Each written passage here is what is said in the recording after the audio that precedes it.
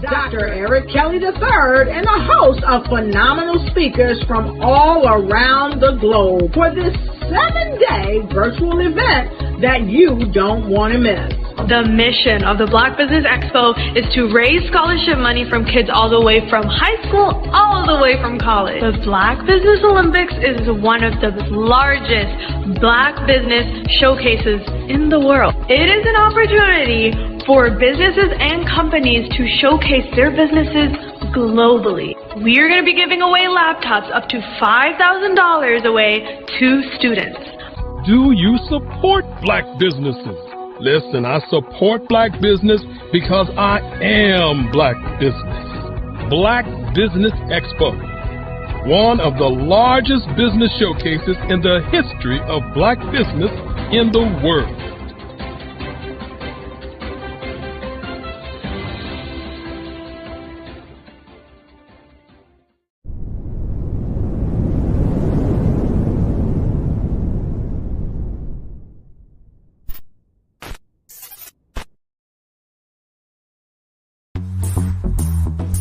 Attention all entrepreneurs and companies. Are you looking for reliable and efficient virtual assistants and back office support to help you manage your business tasks? Look no further than Superwoman Business Services. Our team of virtual assistants provides a full range of administrative support services, including operations management, social media marketing, and much more. We also offer website design services to help you create a professional online presence that reflects your unique brand. In addition to administrative support and website design, we offer business development and structuring services to help you grow your business and achieve your goals. We'll work closely with you to identify areas of improvement and develop a customized plan to help you reach your full potential. At Superwoman Business Services, we understand that running a business can be overwhelming and time-consuming. That's why we're here to help you fly high and achieve success. Our virtual assistants are highly skilled, experienced, and dedicated to providing you with the support you need to thrive. Come fly with us and take your business to new heights. Let us help you become the superhero entrepreneur you are meant to be.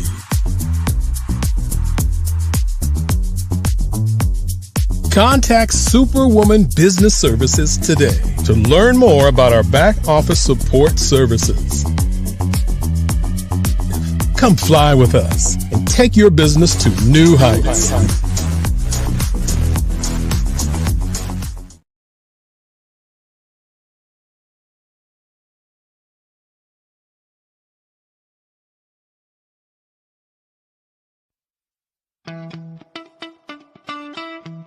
How many times have you been asked to help someone you didn't even know, a student, a business entrepreneur, or did you ever even ask, where did they end up?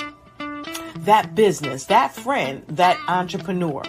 Well, just maybe they ended up in a gang, bankrupt, homeless, or worse, dead. Maybe they turned to crime, drugs, and alcohol.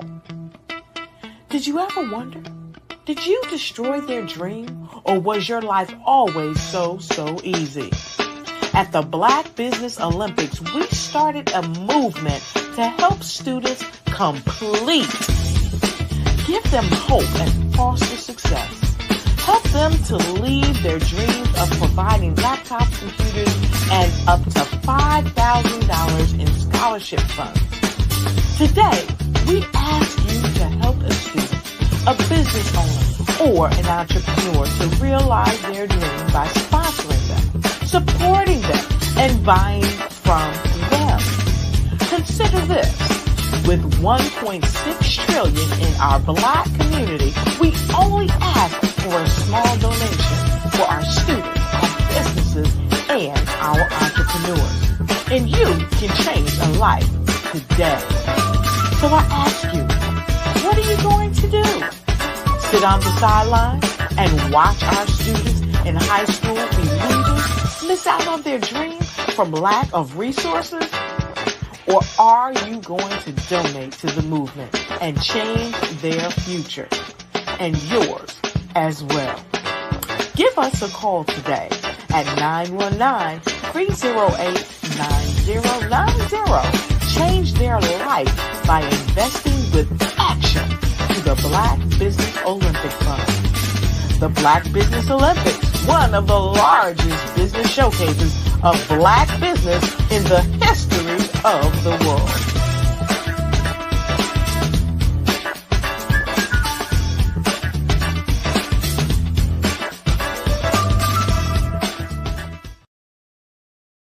Follow the Brand TV broadcast host, Grant McGaugh, as he visits with top executives and entrepreneurs to find out their secrets of success with their personal brand. Follow the Brand TV broadcast host as he focuses on brand development to build better relationships, bring value to your business, relationships, and career. You will enjoy listening to each episode that is tailored to speak to you directly. If you're looking for this type of clarity in terms of building your brand, you have tuned into the right station. Each episode will help you to shape a conversation in the 5-star BDM network of 20,000 professionals and become a springboard for your corporate engagement and business opportunities. Each guest will frame their story in the areas of personal branding, business development, career development, financial empowerment, and technology innovation. Grant McGaugh explains why he is the CEO and owner of his own professional career. Grant is an accomplished business leader and entrepreneur who wants to give back to individuals to grow their personal brand strategy. Tune in as he weaves his story about new possibilities, while to you exceed expectations. If you love storytelling, this show will make for fun.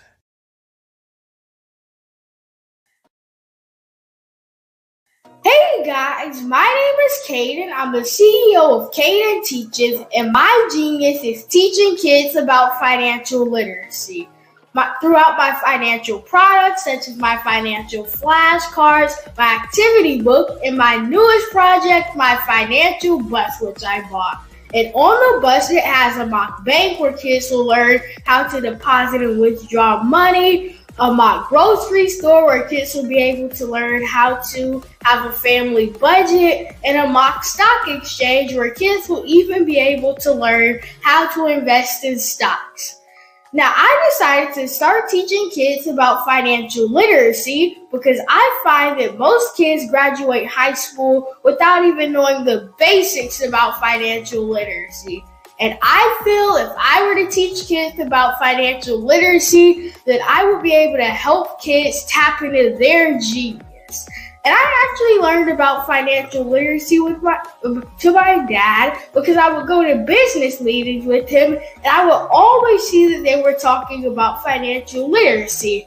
And at that point, I didn't understand what financial literacy was. So I took it upon myself to learn about financial literacy and teach it to kids in a way that they could understand.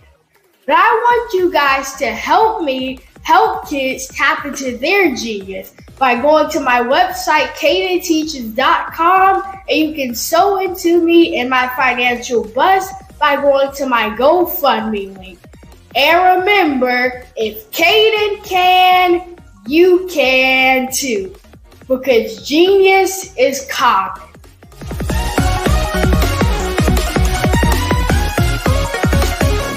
I was born in a little village on the island of Haiti. Many deadly diseases pounded me. It is as if they were on a mission to end my existence on this earth. I refused to give up. In 1983, I left Haiti and came to the United States of America. And I came with $5, 2 shirts. I didn't speak any English. I came to Atlanta. I got a job. I was a doorman. I was a doorman with a dream. What I used to come on stage. I'd rehearse this moment that I'm standing in front of you. That's the power of a dream. Maybe today is the day you begin acting as if you already have it. and then step out with full force. Take a risk. No condition is permanent. Don't let your situation distract you. You are chosen. You are called. You are born for a purpose in this life.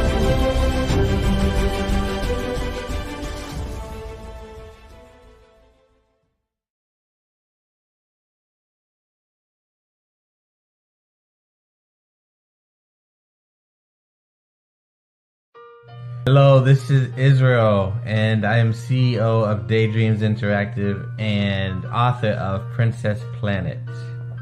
So, genius is common, and as a kid, I loved to daydream. Even as an adult, I love to daydream. And when my daughter became 6 and loved princess characters, but we just could not find the diversity that showed her, we created our own characters. So, for instance, you have Princess Nulu right here. Princess Nulu is from Uganda, and her genius is that she loves to take care of animals. She can actually even listen and hear what they say. And then we have Princess Isabella right here. Princess Isabella, she's from Cuba, and her genius is biochemistry. One day she hopes to eliminate disease. Then we have Princess Nia right here, and Princess Nia is based off of my daughter, and she wants to be the greatest dancer alive. So that's her genius. So what's your genius? My genius is my imagination. Genius is common.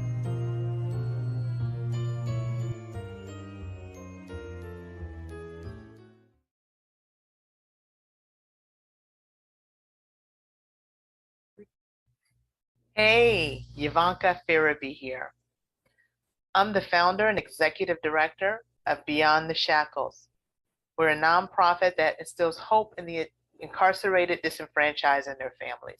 But we don't stop there, because what we know is that you don't have to spend one day behind physical bars to be in shackles in your heart and your mind.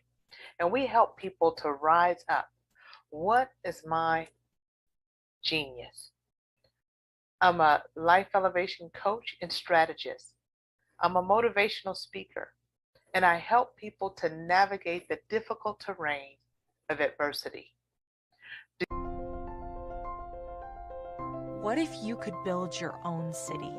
A place where every child can find nurturing people to help them achieve their full potential. A place where every adult can access job training support, where health education is abundant, where social justice ruled the land, a place without limitations. Welcome. You have arrived at STEM City USA. It is what every city should be, a safe and trusted community where you find people and resources to help you become everything you are and beyond. STEM City is unlike anything you have ever experienced. It is a digital twin of the world around you, only better. STEM City is about energy and soul renewal. It is more than a digital world. You can almost feel the power of live cultural events, music, and theater. STEM City promises a better future for children with caring mentors and hands-on activities with dedicated tutors to support our youth. STEM City is your passport to a healthy lifestyle with weekly events addressing our community's many issues. STEM City is your financial well-being with helpful information on wealth management, career advancement, job training, and so much more. STEM City is the community you deserve. It is the city where your dreams can come true. STEM City USA, a place in the sky that is accessible to all who reach for the stars.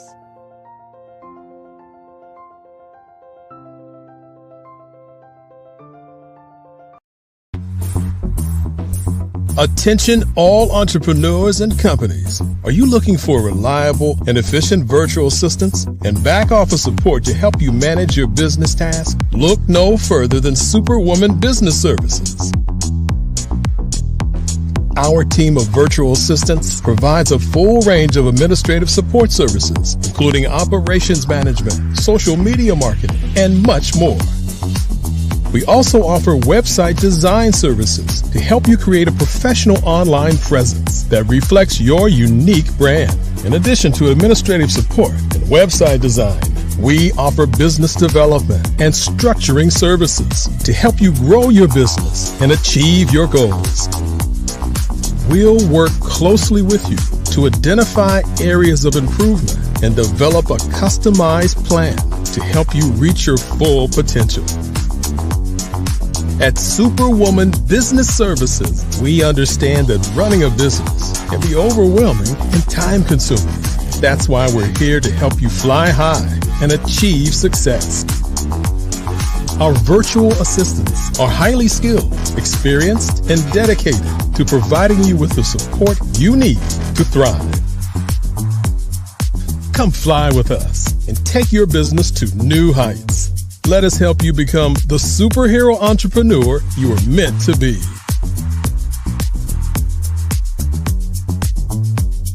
Contact Superwoman Business Services today to learn more about our back office support services. Come fly with us and take your business.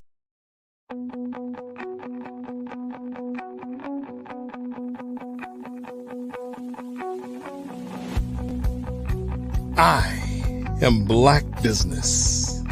From the moment I wake until the time I sleep. Yes, I am Black Business. I am Black Business. Tell me, are you Black Business? I am Black Business. Do you support Black businesses? Listen, I support Black business because I am Black Business. Black Business Expo, one of the largest business showcases in the history of Black business in the world. The world! Sign up today at www.blackbusinessexpousa.com or call 919-308-9090. I am Black Business.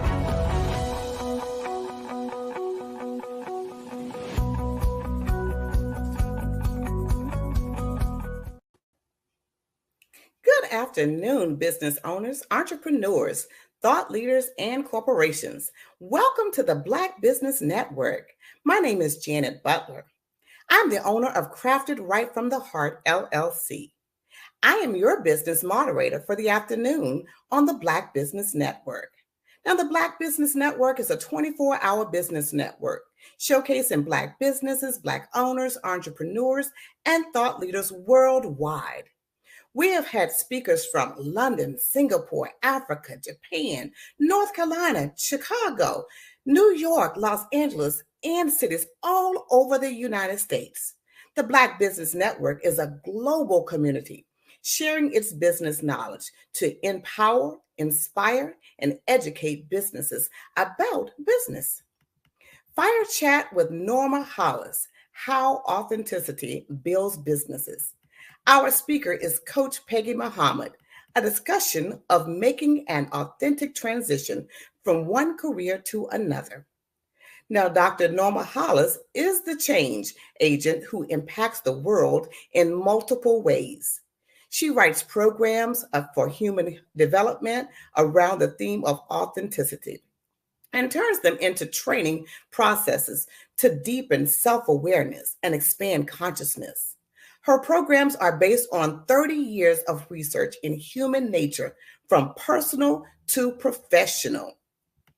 I would like to present to you Dr. Norma Hollis and Coach Peggy Muhammad.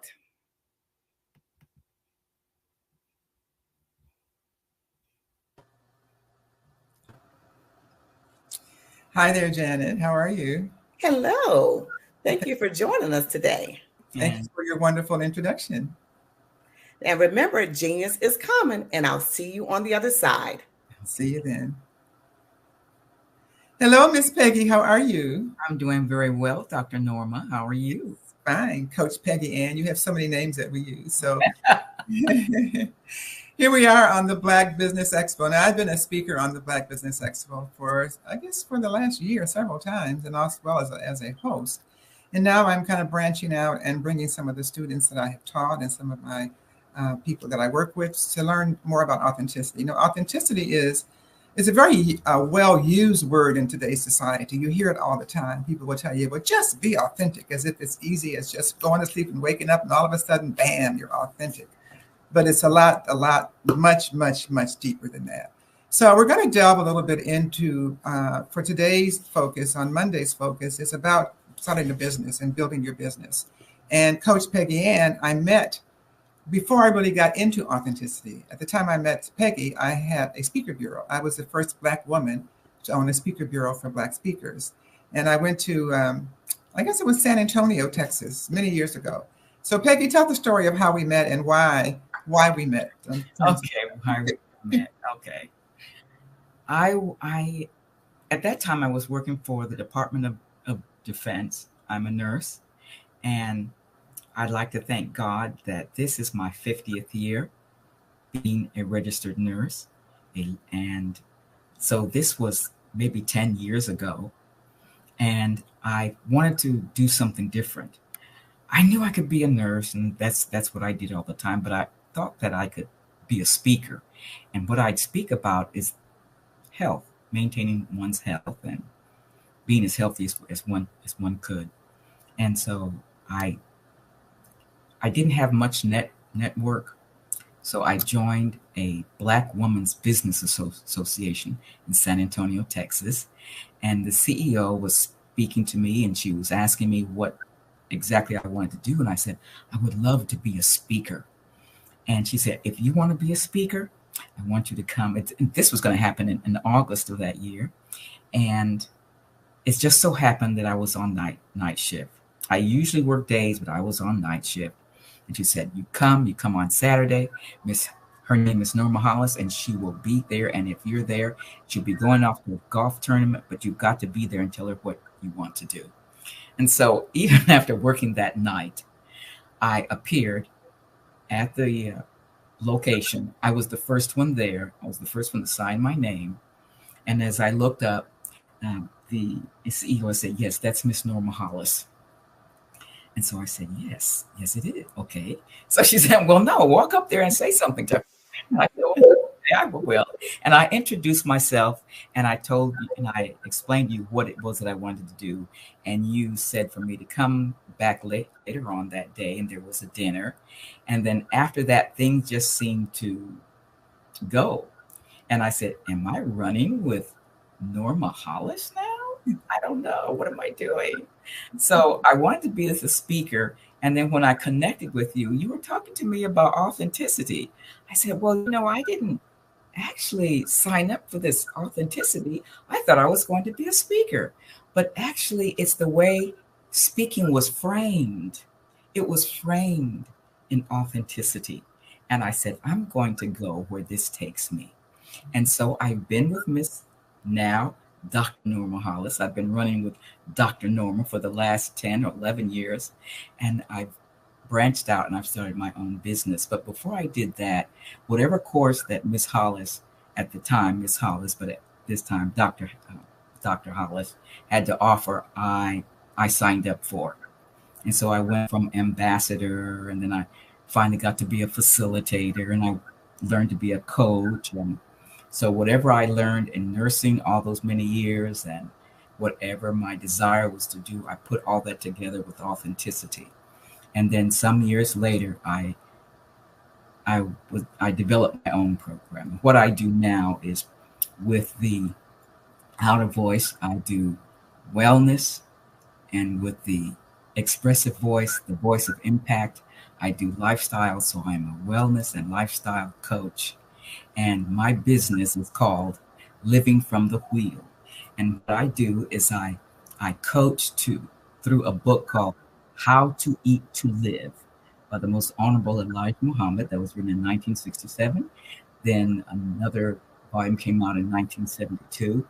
And so what I do is I help people that read the book, they want to know exactly how to proceed with how to eat to live, and I'm there to help them. Well, thank you, Boy. You went through the whole thing just like that. Let's break it down a little bit. When you said it was 10 years, I got to thinking this is 2023. And actually, I closed the Bureau in 2010. So it had to be 13 or 14 years, Peggy. Okay. So it's really been a while. And for those that don't know, I was the first Black woman to own a speaker bureau for Black speakers. And when I met Peggy, I was at the end of that journey. And all the time, I was following my inner voice. I was following what the direction I was given in my life and how I was to live my life. And that's how I came up with the issue of authenticity. And during that time, I was teaching speakers how to be authentic on stage. Now, I know many of you are interested in being a speaker. I was just talking to Janet, our moderator there, and she's beginning on her journey of being speakers. And I definitely feel that's a wonderful way. I think God gave us the voice to speak it and to share of our experiences, and that's how we help others. And that's what Peggy came to me to do. She came to me in such a quiet voice. Miss Hollis, I want to be a speaker. And a few years later, as several of us in our team, in our authenticity group, began to watch her, she just blossomed. So one thing I want to tell you is that as you're moving into your own business, as you're making a decision about what business you want to be in, I want to encourage you to make a decision based on what's authentic for you, based on who you are, what your gifts and talents are. So as Peggy said, she started as a registered nurse, had been a registered nurse for the military hospital and other places in San Antonio. And now she's gone beyond that. Because where you start is not where you finish. Where you start is where you belong, but where you finish is where you're going, provided you follow your path.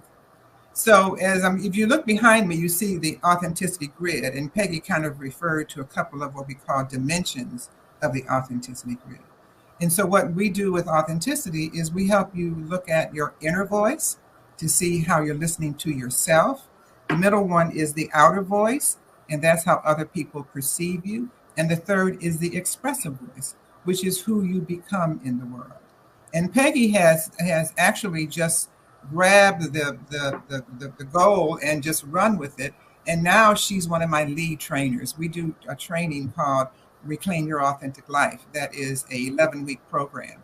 And Peggy is one of the instructors. Mm-hmm. So Peggy, I want to ask you, when it comes to your authenticity, where do you feel more authentic? In your inner voice, your outer voice, or your expressive voice? That's a hard question to answer. But I feel that I can make more impact in my expressive voice. Okay. Because that's what I like to do most. I've learned to use my gifts and talents from Legacy, which is verbal and linguistic, and there are others. And I have this connectivity all for the purpose of working with lifestyle and wellness. So even though wellness, holistic wellness is in the outer voice, it will lead to an impact, because from your intuition, you're thinking about your health and your wellness, and your thoughts and your health and your thoughts about your health and wellness then transfer over into your expressive voice, which in lifestyle makes a real impact. Yes, yes. Well said, well said. You can tell she teaches this because she really understands it. So let me ask you this. On the side of the grid here, you see the words think, communicate, and the bottom word is do. And we call those domains. We call those dynamics. Mm-hmm. Excuse me, because most people are either more of a thinker, more of a communicator, or more of a doer. Thinking is planning, evaluating, strategizing, sometimes worrying, but not so much the worry part of it, it's more the investigative part of it. Communicate is how you put your voice out in the world and what you say and your body language and your communication with yourself, with others, and with the universe. And the do has to do with how you go into action, how you go into activity. So same question, Peggy. Are you more of a thinker, communicator, or doer? I think I'm more of a thinker. Even though I spoke about the expressive voice and lifestyle being in the expressive voice, And even though lifestyle is a do, but I'm always thinking. I'm always thinking about something. And I will wake up 2 o'clock in the morning after having thought about something. And then I'll just deal with it for the rest of the day. And I don't let that go. And it's because of something. It's the intuition. It's like the internal prodding. I know you call it the unseen supporter, but it's also an internal prodding and how you react to being prodded and being touched and said. So one day I said, know I can do this. And I was reading the book, How to Eat to Live. Actually, I read both of them. I said, this has so much information. And I like to structure things. So I put it in a circle. I put it in concentric circles, and I use that, and I call it a wheel. And a wheel stands for a lot of different things. And so when I got that idea, my intuition said, go for it. And as I went for it, I just stayed up from 2 o'clock in the morning until the next day. And I never let that go until I finished the project. So yes, I believe it's the thinking. I've been told that I learned that if one needs to make a decision or think about what to say, that you think about it 5 times. So I said, well, how do you think about something 5 times? And thinking 5 times, I learned that, first of all, it has to be true. Then it has to heal. Then it has to inspire. Then it has to be necessary. And then you have to be kind. So when you go through those thoughts and then you say something, you pray that it's right. Don't forget the pray part. That's an important part of it, absolutely. Yeah. So in terms of the grid that you see behind me, since Peggy says she's expressive voice on this side and a thinker, that puts her in the dimension of legacy, which means that she's happiest when she's using her gifts and talents to do what comes natural for her. Mm-hmm. You find that true, Peggy? I find that very true. Absolutely. Yeah. And when I learned my gifts and talents, so I knew that I could speak, but I had this problem of stuttering. So you would think that a person that is a stutterer would not have the gifts and talents, would not have that gift and talents of verbal and linguistic. But legacy is one of those dimensions that it almost has a voice of its own, and it has to be heard. And so it had to be heard even through my stuttering. And eventually I learned not to stutter, and I was able to work through that and use my gift and talent, use my legacy of verbal and linguistic. And I learned that by studying myself, by studying my authentic self. That's the think part of it. So I didn't know you were a stutterer. I was also when I was a young child. Really? Yeah, I was. My family, my brother and I were both stutterers. And yeah. I could say words like statistics and ambulance sometimes, and other words would just trip me up. And the not so nice friends would say, what do you do? And they would want to make me say statistics, and I couldn't say it. It's just really, it was really quite a challenge, but it makes you grow. It makes you stronger. So Peggy's referred to the inner voice, the outer voice, and the expressive voice, which are the 3 dimensions that we talk about. There are 3 dimensions that all of us have. And when we understand them more, we understand ourselves more. I think you can hear from Peggy's, what she said so far, that she does know who Peggy is. Because and that has come over time from being more and more involved with authenticity. And one of the things that she mentioned also was unseen supporters, because true authenticity is when your physical being and the unseen supporters around you, by that I mean whether you call it Holy Spirit or God or ancestors, whatever you call it, when you're walking together in alignment, when you're going together in the same direction, in the same path, that's when you really grow. And I didn't know about Peggy that she also has some of that esoteric, unseen supporter thing around her. You would think that someone as a nurse who is very on a straight and narrow, linear path, that you have to follow the rules exactly as the rules are written, does not generally have that creativity within them. But then I learned that Peggy is also a Reiki practitioner. So share a little bit about what that is, Peggy, please. A Reiki practitioner is the Japanese, it is the Japanese energy healing. I never tell anyone that I can heal them of anything. I generally use Reiki to make people feel better and be in a good place in order to do whatever it is that they need to do. I've been doing this since 2011, I believe. And then recently, maybe about 2 years ago, I decided to get some more instruction. I was I'm not an instructor, but I'm a 3rd degree Reiki practitioner. And so I took another course from a young man by the name of Munikai, and he lives in Japan. And I went to him and I took something called Holy Fire Reiki. And I learned so much. And I'm just really surprised that I didn't take a refresher course before this time.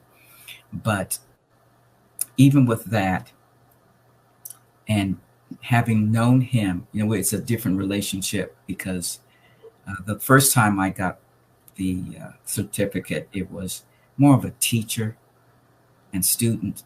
But this one is not only sensei and student, it is, he's part of my faith community.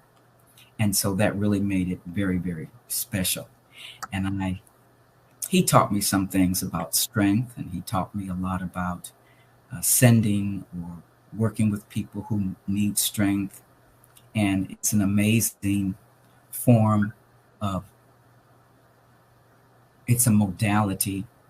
And usually people they don't call it an alternative. It is quote unquote alternative, but it is, you can put it with your other healing modality. If you have a regular, I hate to use the word allopathic, but I understand that some doctors don't like that. But it's a complementary, that's what I'm trying to think of. It's a complementary form of complementary modality. That's what it is. It's a complementary modality. It's used to ease when you have chemotherapy, and if you get a Reiki treatment, you're able to move through it with more ease. Some doctors have Reiki practitioners, and some doctors do it themselves, where they prepare their patient for surgery, and then the patient comes through surgery a little bit better, not the way one ordinarily expects. For instance, my sister just had surgery, and she had something called, she was confused about for 48 hours after she had her surgery. And there's a certain term, but I can't recall it right now. But perhaps if she had maybe a Reiki treatment, maybe it would help her with that. So who knows? But yes. Thank you. Well, for those of you who are listening, who are in business or thinking about going into business on a path that's very linear. Now, when I say a linear path, I really mean traditional structure. Nursing, for example, is a linear path because there's only one way to do certain things in nursing. You don't have the creativity to create a new way to do an IV or things of that nature. You just do follow the path. But, so many of us went into linear careers because the good elders around us, our parents and teachers and others, advised us, well, there's more money in this than there is in being creative. You can't be an artist because you can't make money. You can't do music, you can't make money, et cetera, et cetera, et cetera. But in reality, you can. And as the world is changing and moving towards greater creativity with the artificial intelligence coming into the world, the need for people who are creative to retain their creativity, their natural gifts and talents, is more and more increased. And so Peggy is an example of what can happen when you are, even before she finished her career, she decided that she wanted more.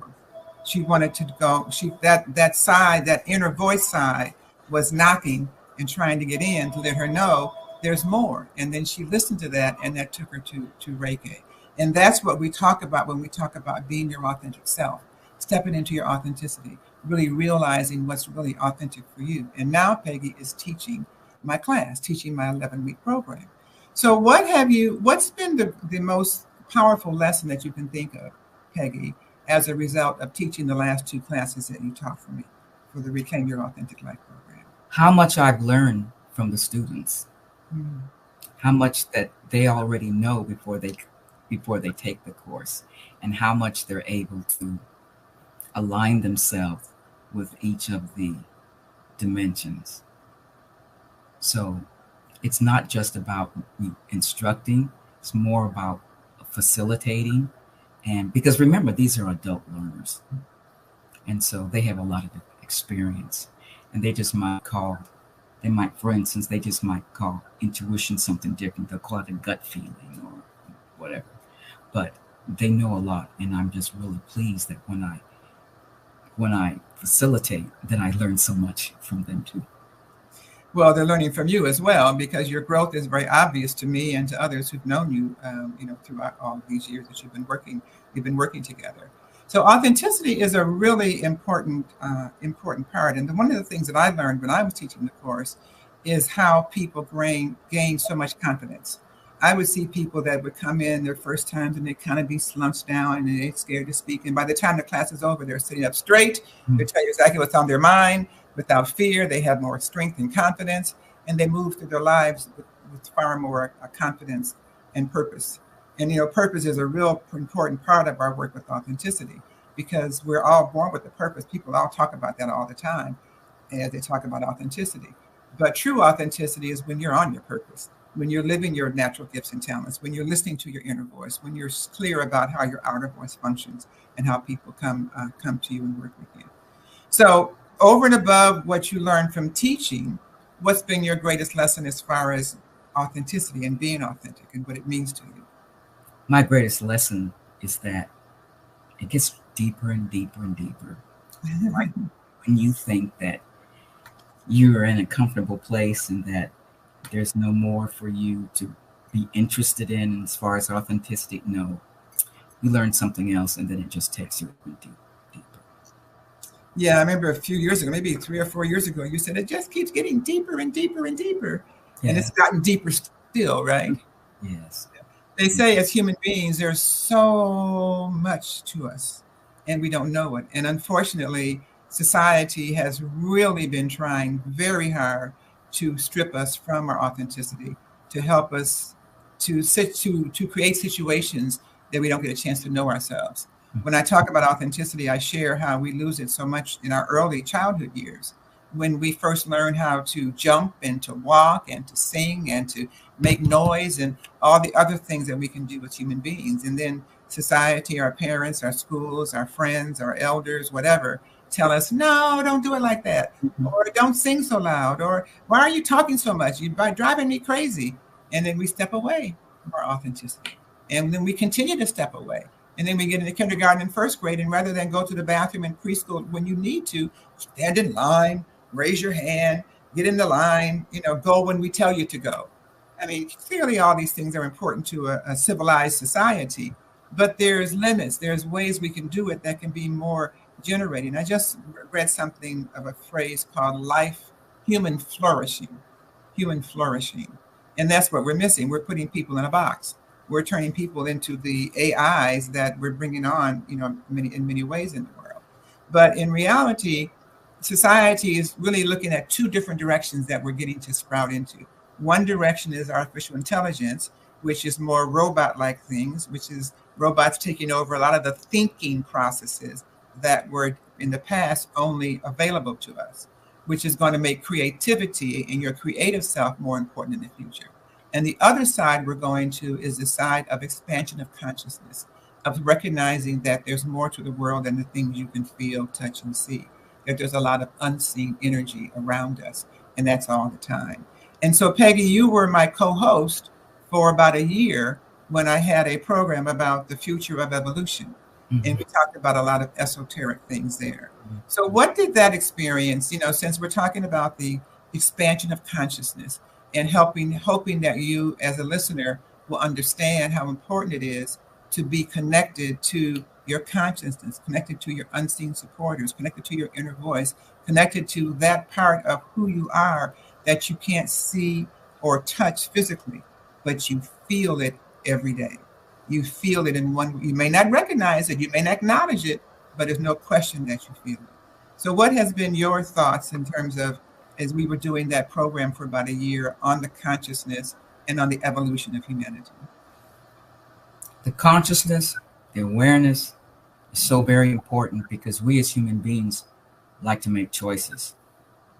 And you really can't make a good choice unless you are aware or unless you are conscious.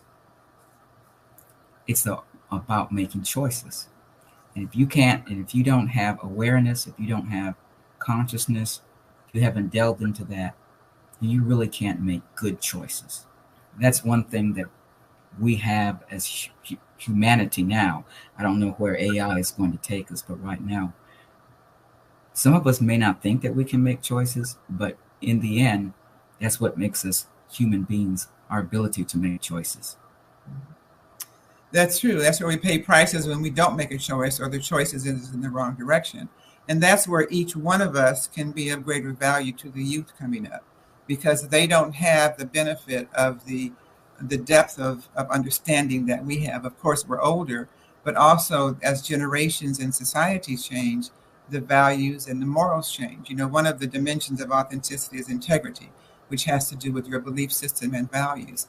And one question I love to ask all the time is, what's one value that we as a society could hold that we all could agree with? Because there exists no such thing as one value that we all agree on. But what kind of world would we have if we made that true?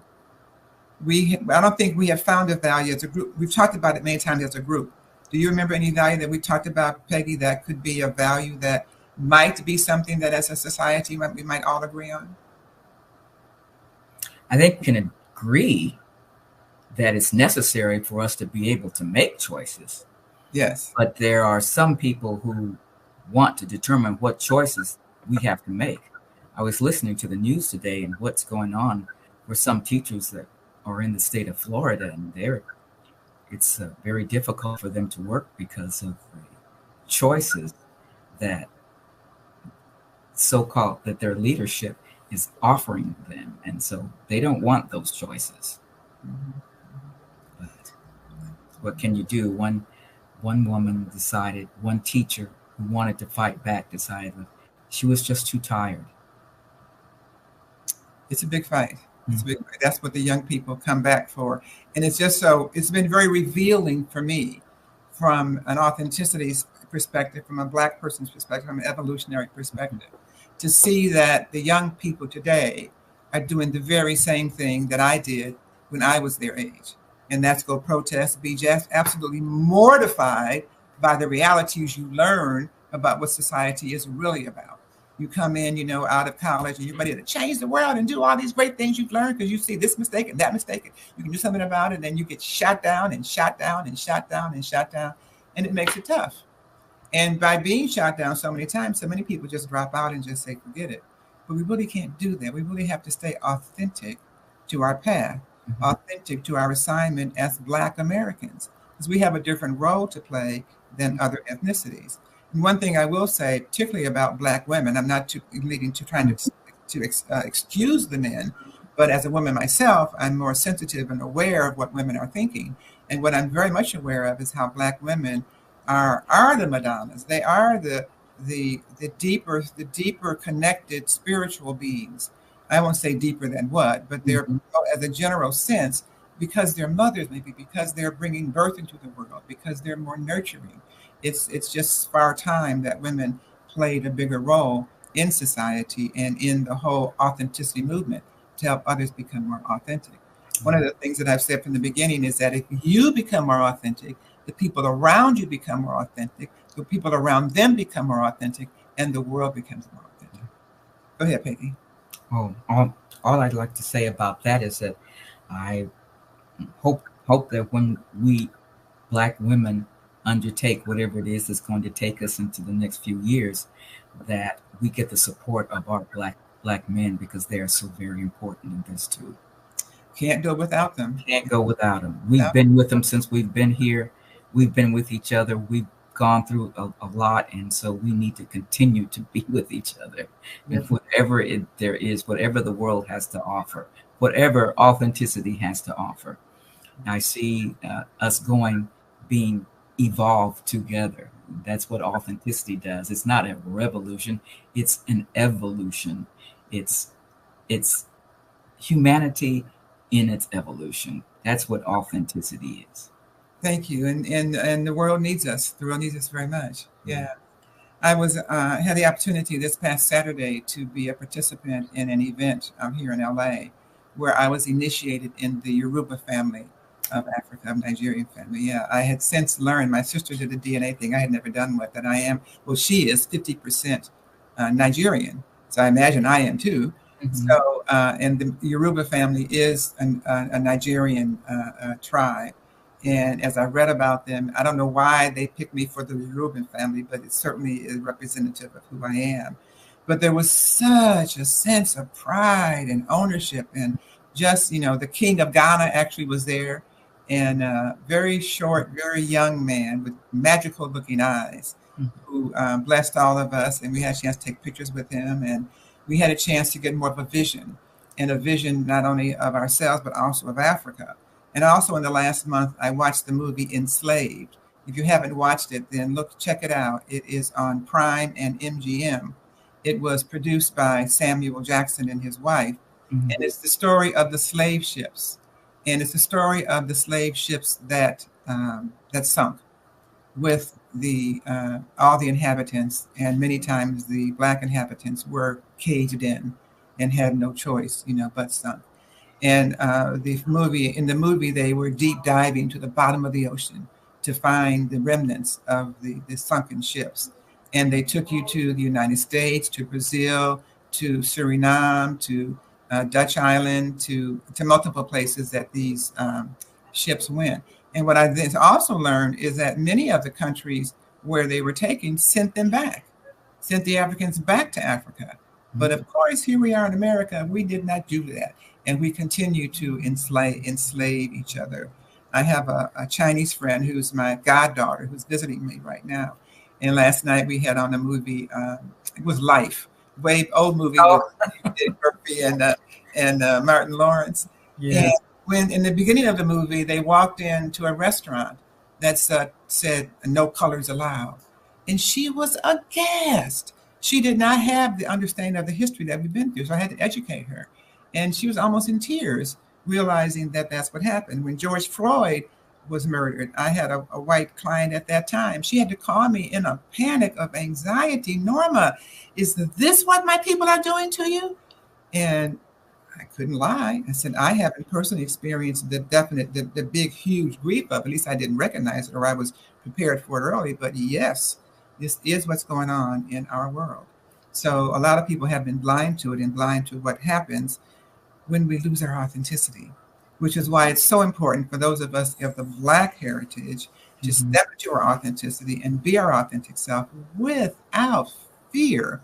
Because society needs that from us. Some of the, I think the Dalai Lama is the one who said that it will be the Black woman in America that is the lead for changing the way society thinks. So sisters, it's time to do our thing and make it happen, because the world's waiting for us. The world's waiting for us. The world's waiting for authenticity. The world's waiting for authenticity. And so I'd like to invite all of you that may have an interest in authenticity, an interest in using your authentic voice to make a difference, being your authentic self, living an authentic life. I have a 3-day challenge starting in 2 days, and I would like to invite you to participate. It's a challenge about authenticity in action, to challenge you to put your authenticity to action. It does nothing if it just sits inside you dormant. It is in you so that you can think about it, you can communicate about it, and you can do something about it within the area of your natural gifts, whichever domain rests most comfortable with you, and we'll help you understand that as well. We'll talk about that at the 3-day challenge. So if you would like to register, it is free. It's authenticvoicechallenge.com. authenticvoicechallenge.com. So please go there and register. And it's at 9 o'clock a.m. on Pacific time on Wednesday, Thursday, and Friday of this week, 2 days from now. So it will be a dynamic event where you will learn more about yourself. I have some exercises, one that will help you connect more with your inner voice, another one that will help you understand your outer voice and also understand how you relate to authenticity in your workplace. Workplace authenticity is a brand new term coming up on the horizon. You find it in LinkedIn, you find it on Google, but it's something I've been working on and we've been working on for 30 plus years. So we have a whole system and a process to teach organizations how to be more authentic. Because, some organizations are still functioning from the industrial age way of management, which was very hierarchical. And we've moved from industrial age to information age. Industrial lasted a long time. It lasted a couple hundred years almost. But we've moved through the information age of computers and instant knowledge, where the boss didn't say, go do this faster. Instead, the boss would say something like, well, go research it and come back and tell me what you think. Mm-hmm. And then we're now in the empowerment age. So the information age went right real fast. And the empowerment age is where the boss will say, well, go figure it out and then do something about it. He empowers you. You're now empowered to do more. And we're moving towards this age. The empowerment age made some people say through COVID, I'm not doing this 9 to 5 anymore. I'm making a change. 4.5 million people are leaving their jobs every month. Maybe it's down to 4 million now, but it's still a lot of people. They're not necessarily leaving and quitting work. They're leaving and changing jobs, but trying to find a place that's more aligned with their natural gifts and talents, where whether they're a thinker, communicator, or doer, they can do those things with ease and really be their authentic self. So think about yourself and where you're at with your role of authenticity and where you're at in becoming more authentic. So Peggy, do you have any tips that you would give anyone to help them become more authentic and step into their authenticity? If you want to step into your authenticity, you just have to do it. Just do it. Just do it. There really isn't anything else to do but do it. You've offered them the 3-day. What is it called? The 3-day challenge. Challenge. Uh-huh. And if you have any other, what can you lose? If you tell yourself no, then you're not going to do it. Just tell yourself, yes, I'm going to do it. I'm going to see what this authenticity is really all about. And you might be pleasantly surprised. There's nothing to do but to do it. Well, I'm going to give you a tip, those that are listening, about how you can connect more with your inner voice. Excuse me. And it's an easy tip because it's something you do every day. Every day you ask yourself in the morning when you wake up, generally say, well, what time is it? And then you might say, well, what am I going to wear? And then, what shall I eat? And these are questions you ask every single day. And they're questions that you answer up here or here in your mind, in your heart, in your spirit, or in your gut. So the question is, how does the answer come? Usually it comes in something with the sensory perception. Either you see it in one way, either see it with your eyes or in your head. You touch it, you taste it, you feel it with your hands, you hear it. Those are whatever the 5 senses, those are what happen. But there's a 6th sense, which is a perception. And many times that's how you step into your authenticity. That's how you make a decision. So when you examine and look at how the answer comes to you when you ask those 3 questions, that's a way for you to get more aligned with how your voice speaks to you and to be ready to respond to it. Because when you don't respond, life is just not as happy as it is when you do respond and things start opening up for you and they're happening for you. And it makes life far, far, far more enjoyable. So I would encourage you to step into your authenticity. Join us on Wednesday, Thursday, and Friday. Go to authenticvoicechallenge.com, get registered, and join us. Because it's an experience you're not going to forget. And you never know, it might catapult your life, your personal life, your professional life, your business life, your spiritual life. All of those are rolled into one person. That's you. Are all those lives aligned? Is one going left, one going right, one going up, one going down? That's not authentic. Authentic is when they join hands and they will walk the path together. And you have that available for you if you choose to be authentic. So I'm not sure what time it is. I don't have my, it's time for us to stop. So it's right. Time goes so quickly. It does go by quickly. It does go by quickly. So Peggy, thank you so much for taking time today to share your thoughts. It's been a great fireside chat. I always enjoy sharing with you, and we've been co-hosts many times on many things, and I have watched you grow in your authenticity in so many ways, and I'm so proud of you and what you've done and what you've accomplished. And we're getting ready to go on a brand new journey of taking authenticity into the workplace authenticity. You'll hear about that at the 3-day challenge. So please join us, authenticvoicechallenge.com. Thank you so much, Dr. Eric Kelly. Thank you, Janet, for being our moderator today. And we know genius is so common. And Peggy, thank you for sharing yours today. Thank you. It was my pleasure. Thank you for letting me run with you, Dr. Norma Hollis. You can run with me anytime, my dear. We're going to hold hands, and we're going to be in line. We got a lot of running to do in the next decade. Yes, ma'am. Yes, we do. Yes, we do. So thank you very much. Now, I have another guest I'm bringing in tomorrow at 7 o'clock Eastern time. We're going to talk about branding and how we use authenticity in branding. I'll be on again on Thursday talking to another one of my students about empowerment.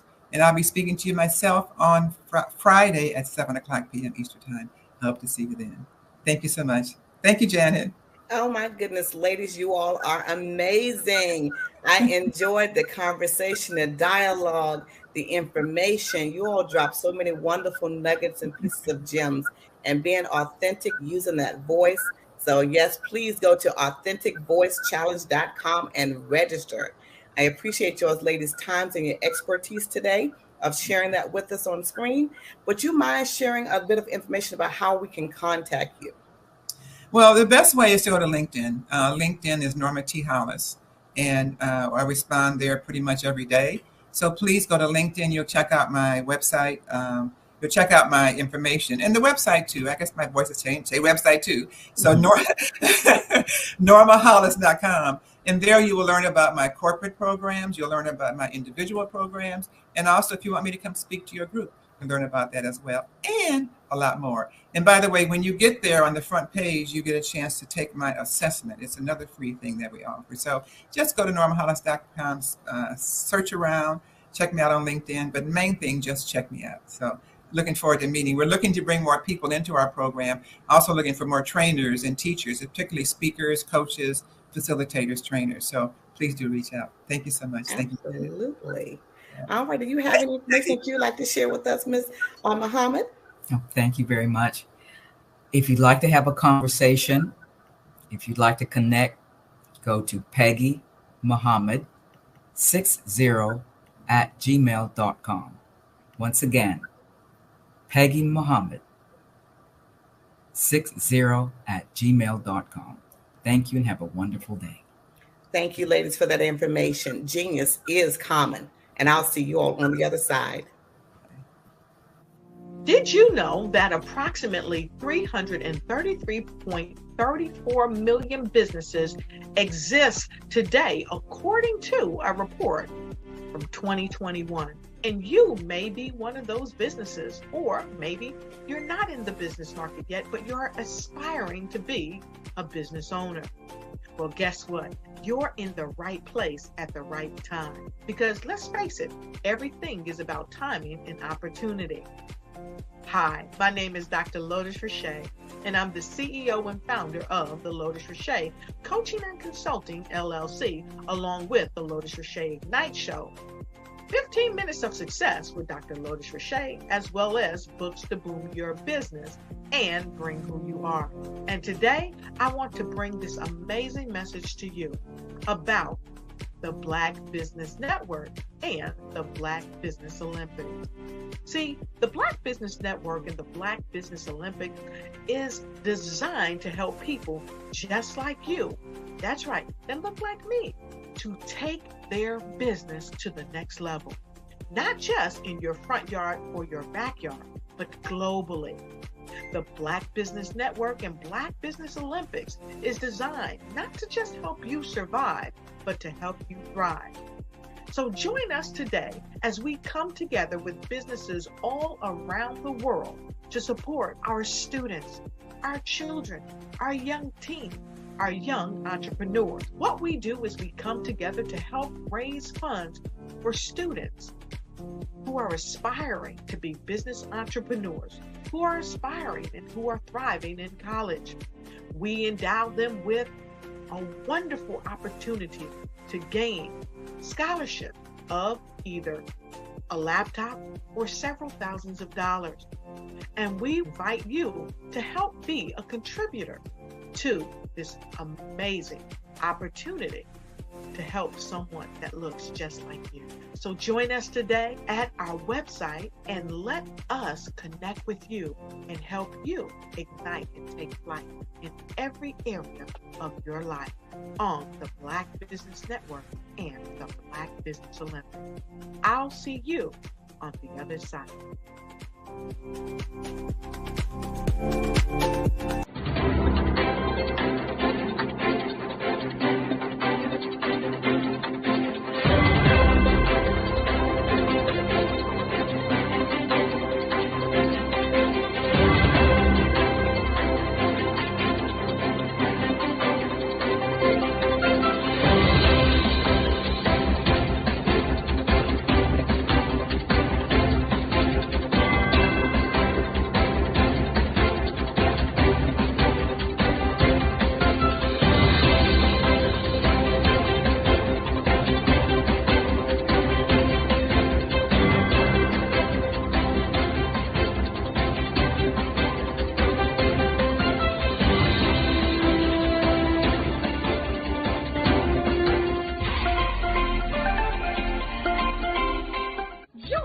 Dr. Eric Kelly III and a host of phenomenal speakers from all around the globe for this 7-day virtual event that you don't want to miss.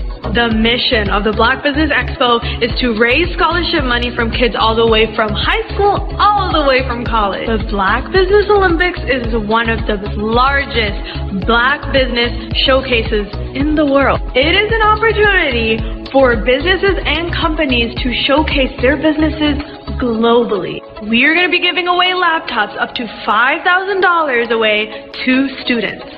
Do you support Black businesses? Listen, I support Black business because I am Black business. Black Business Expo, one of the largest business showcases in the history of Black business in the world.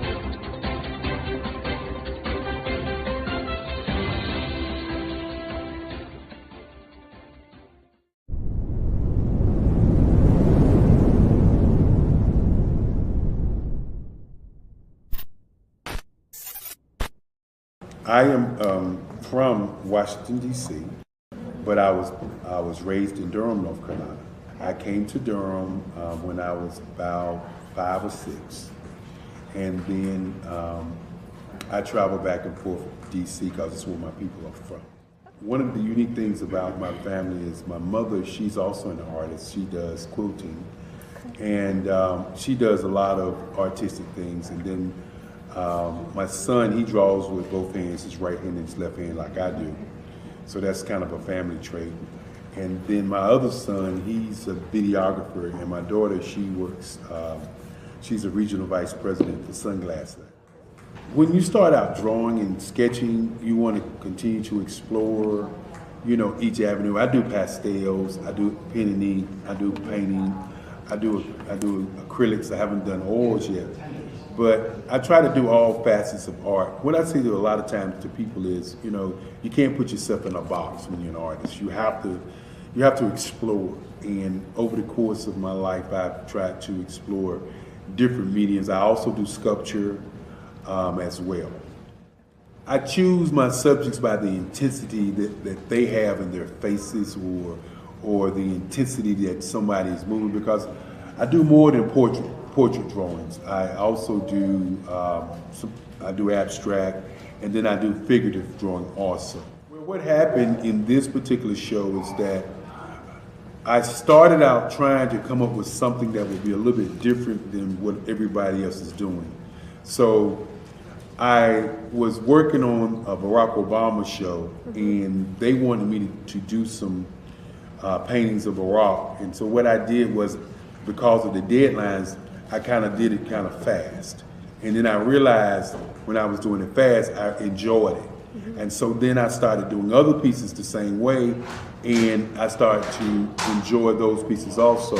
And so I came up with this particular style, and it's a style of lines and colors. And what's interesting is that when I was in college, I did a show called Lines, Colors, and I talked about the boldness of the blacks, the hotness of the whites, and this is how this has come about, later on in my life.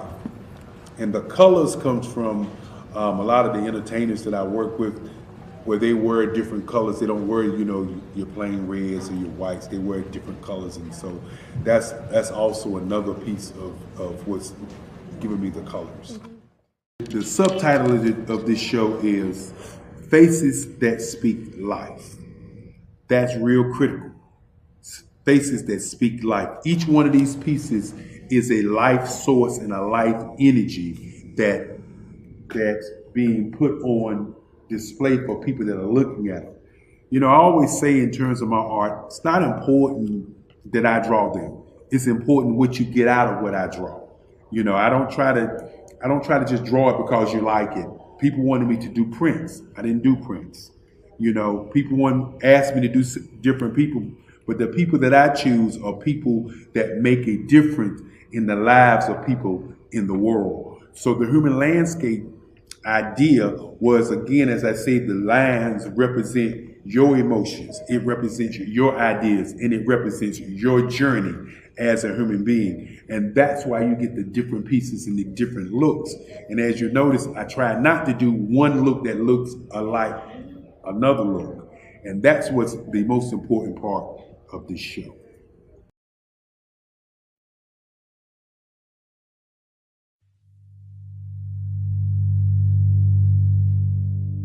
So what we have to do is when we get in a spot, we need to create some spots for us. That's the main thing. We need to be able to be in a position where we're able to create those spots for us.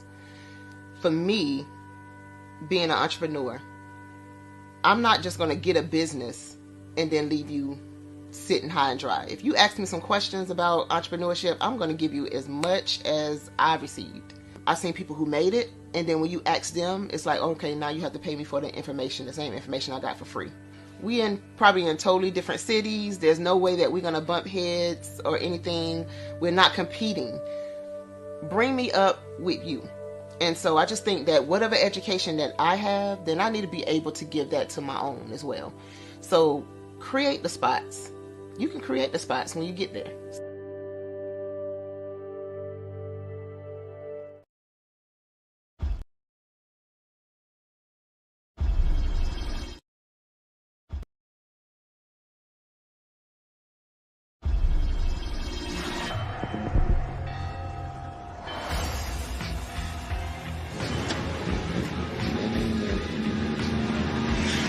La connexion BU. La connexion BU.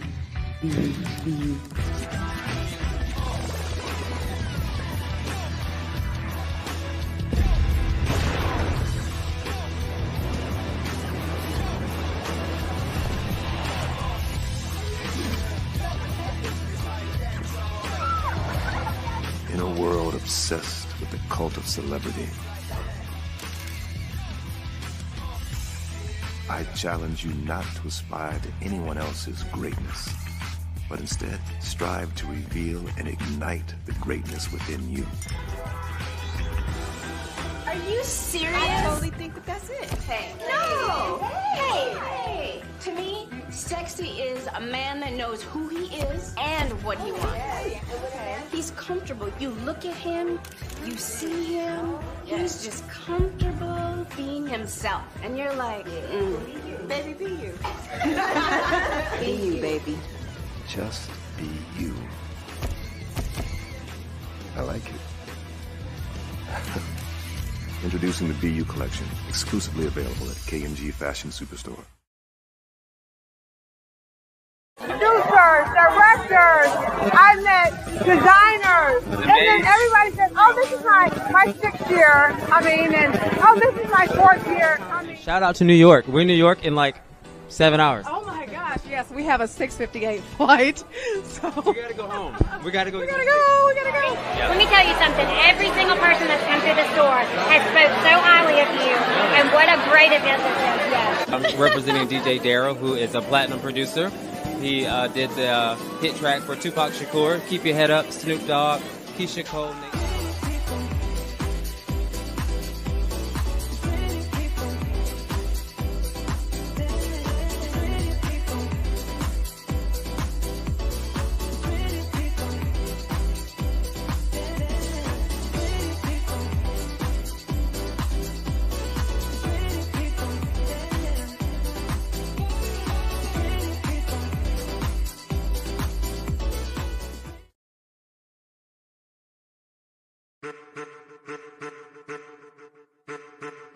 I am a child of the Most High God.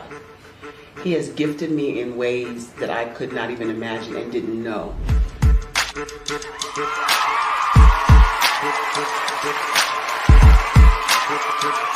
There was a time when I didn't know who I was. I listened to other people tell me who I should be, what I should do. I listened to people telling me that I should be a boutique owner, that I should be a construction manager, that I should be a laborer. Have you ever felt like you should do something else, be something else, go somewhere else, be wherever you wanted to be, and you felt like you were in a box? Anybody in the room? And you couldn't get out? Anybody in the room? And you kept trying to go and you couldn't get out? Anybody in the room? But let me tell you, you need to rock the box. Rock the box.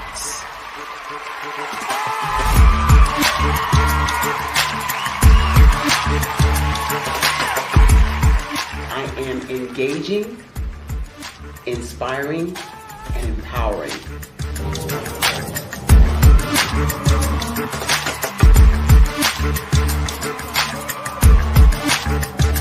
I would give you everything I know. Just by touching you, if I could, by osmosis, give you every single thing I've learned, I've gone through, I know I would. We know that's not possible, but as it is possible, I love to share information with people. Some of you out there, people have told you that you can't be, you can't have, you can't do.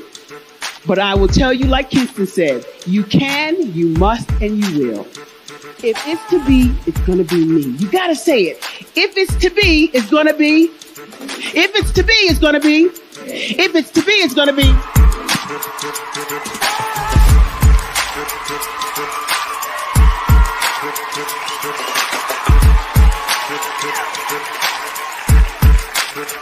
Barbara is because she believed what her mama said about her and not what other people told her.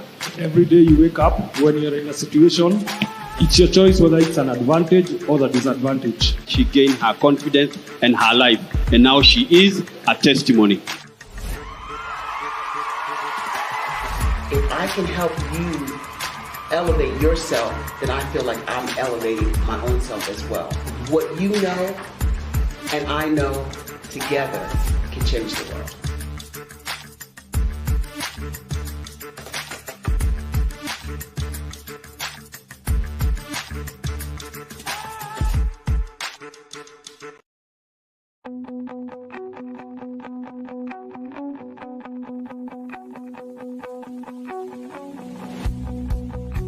I am Black Business. From the moment I wake until the time I sleep. Yes, I am Black Business. I am Black Business.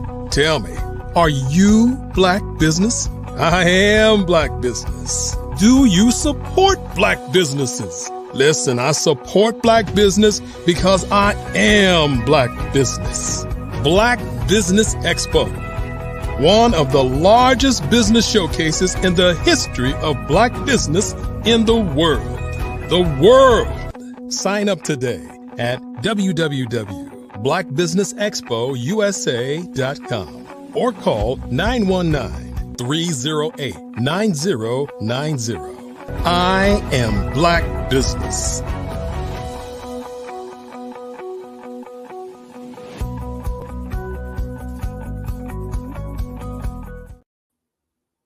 Good evening, business owners, entrepreneurs, thought leaders, and corporations. Welcome to the Black Business Network. My name is Janet Butler. I am the owner of Crafted Right from the Heart, LLC. I am your moderator for this evening on the Black Business Network. Now, the Black Business Network is a 24-hour business network showcasing Black businesses, business owners, entrepreneurs, and thought leaders worldwide.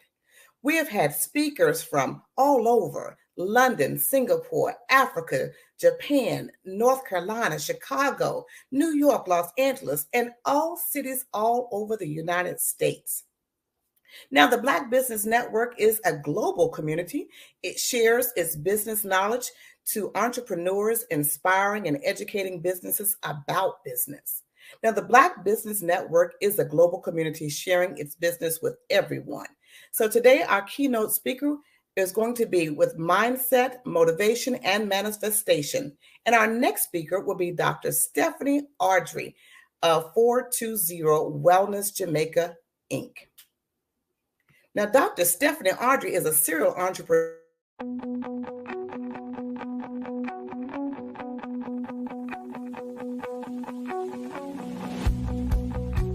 I am Black Business. From the moment I wake until the time I sleep.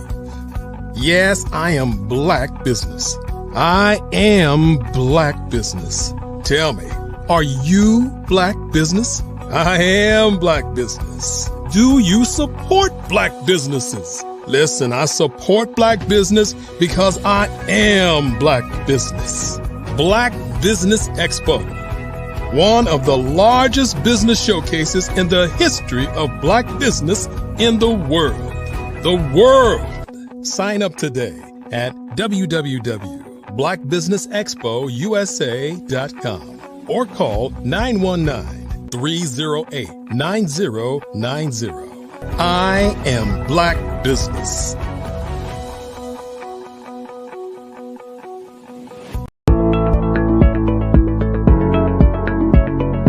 Prepare for what's coming and dominate in economic winter.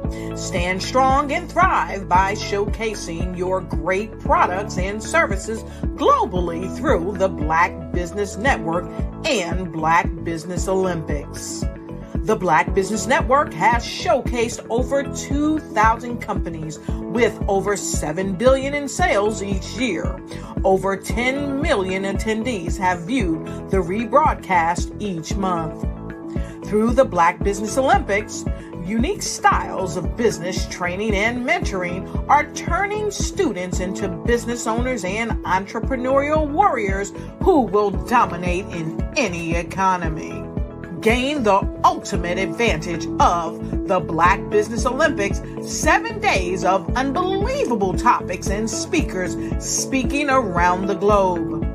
Donate your time and experience to provide expertise and scholarships to students worldwide and change the world.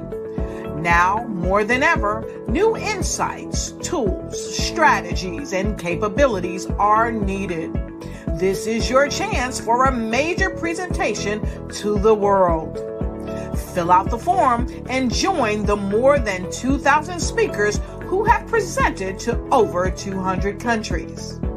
Join the Black Business Network streaming live into the Metaverse, STEM City, Black Multiverse Enterprises, Hulu, Amazon, YouTube, iHeartRadio, Apple, Facebook, LinkedIn, Pod TV, IBM TV, Spotify, and Google Podcasts. Sign up today. Spaces are limited, and we will see you there.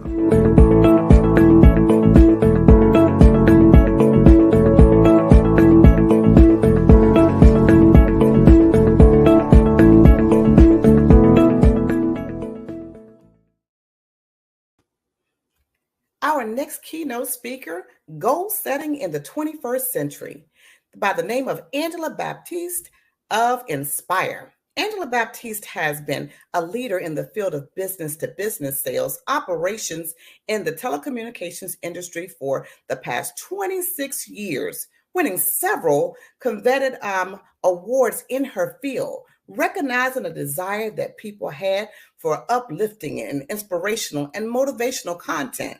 After transitioning from the corporate world, she got certified as a speaker, a coach, and a trainer with John Maxwell's team and began her independent business, Inspire, as a way to positively influence and inspire and empower others in the community. So today I present to you Angela Baptiste. Hi there. How are you? Hello. Welcome. Welcome. I'm happy to be here. How are you doing? I'm doing great. I'm doing great. Genius is common, so I'm going to see you on the other side. Have a good one. Good evening, everyone. Good afternoon. Good morning, wherever you are at this time listening to me. It's such a pleasure to come in and talk to you about goal setting. It's so important for us to recognize the importance of setting goals. My name is Angela Baptiste, and I'm a business coach with Inspire. And as I said, I really wanted to share with you, have been sharing with you these past months about how important it is for us to have goals and for us to actually have goals and set a plan in order to achieve those goals. So I'm a big believer in goal setting. After all, without goals, how can you measure your accomplishments? Before you can accomplish a goal, of course, you need to set one. If we don't ever have goals, then, it's just a dream.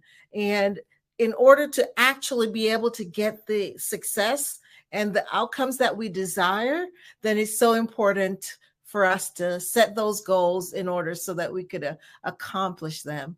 So think of something you would like to do or accomplish. When I was deciding that after corporate America, did I want to go for another job or did I want to be an entrepreneur? And that had, I set the goal. So I set the goal of setting up my business, and I had to do a business plan. I had to figure out, okay, how it's going to be financed. Do I need an accountant? Do I need other people? What were the resources? So many different things that you have to plan in order to reach the goal. And of course, you have to set up registered through the state or the agency that the area that you live in, right? So there's so many things to get to that desired goal. And so that's what we're going to talk to you about today. So whatever it is that you're thinking of, going back to school, losing weight, get into a specific hobby, whatever it is that you're planning to do, then definitely you have to decide how you're going to accomplish it, right? So ideally, you want to choose something that you're interested in or you feel excited about. Whatever you decide, whether it's a big or a small goal, should be something you want to do just for the sake of that's what you want to do, not what someone else wants to do or some, a friend, a colleague, your mom, your wife, whatever. It must be something that you're interested to do. You feel passionate about it. And then you're saying, okay, this is the goal that I'm hoping to achieve. The only rule is to choose something that's just a little bit beyond what you're currently achieving, right? Because the whole idea is that you need a stretch goal. You see an elastic band or a rubber band, you could stretch it, and then when you bring it back, it comes back to the original, right? So we need stretch goals, something that's going to take you outside of that comfort zone. Goals that stretch us can be very motivating. So make sure, though, that you're writing those goals down. If you're not writing it down, it doesn't exist. It's still a dream. So yes, make sure to write your goals down in terms of what you want, not what you don't want. So say, for example, I want to be able to touch my toes, right? I know that's a funny one. That's why I thought of it. If I wanted to touch my toes again, rather than saying I don't want to be out of shape anymore, how about taking the next few minutes to give it some thought, right? And what are some of the goals that I could write to say, I want to touch my toes again, right? So I could say, okay, I'm going to choose to eliminate things from my diet, right? I will go to the gym, maybe walk a certain amount of steps per day. And do you get the drift? So don't say what you don't want to do or don't want, but what you can do. So, so I would like for you to take the few minutes and say, okay, what is it that I really want to do? And based on that particular goal, give it some thought and then write down what you come up with. Remember, the sky is the limit. Set your goals high and don't stop till you get there. That's what Bo Jackson said. Set your goals high. So high, not within your comfort zone, outside of your comfort zone, with stretch goals, and still don't stop there. When you hear me saying this quote, what really comes to your mind? You know, setting your goals high, you know? Yes. So just think about that for a minute. What are the goals that you're thinking or you're dreaming about? Put them down on paper, make them become a reality, and then decide how you're going to get going on them. So writing down the goal, that's a great start. And so once you've written them down, rewrite them again. Rewrite those goals so that you could place them someplace that they'll be visible every day. It could be on your refrigerator. It could be on the mirror that you're looking at every morning. I know that works. So you see it.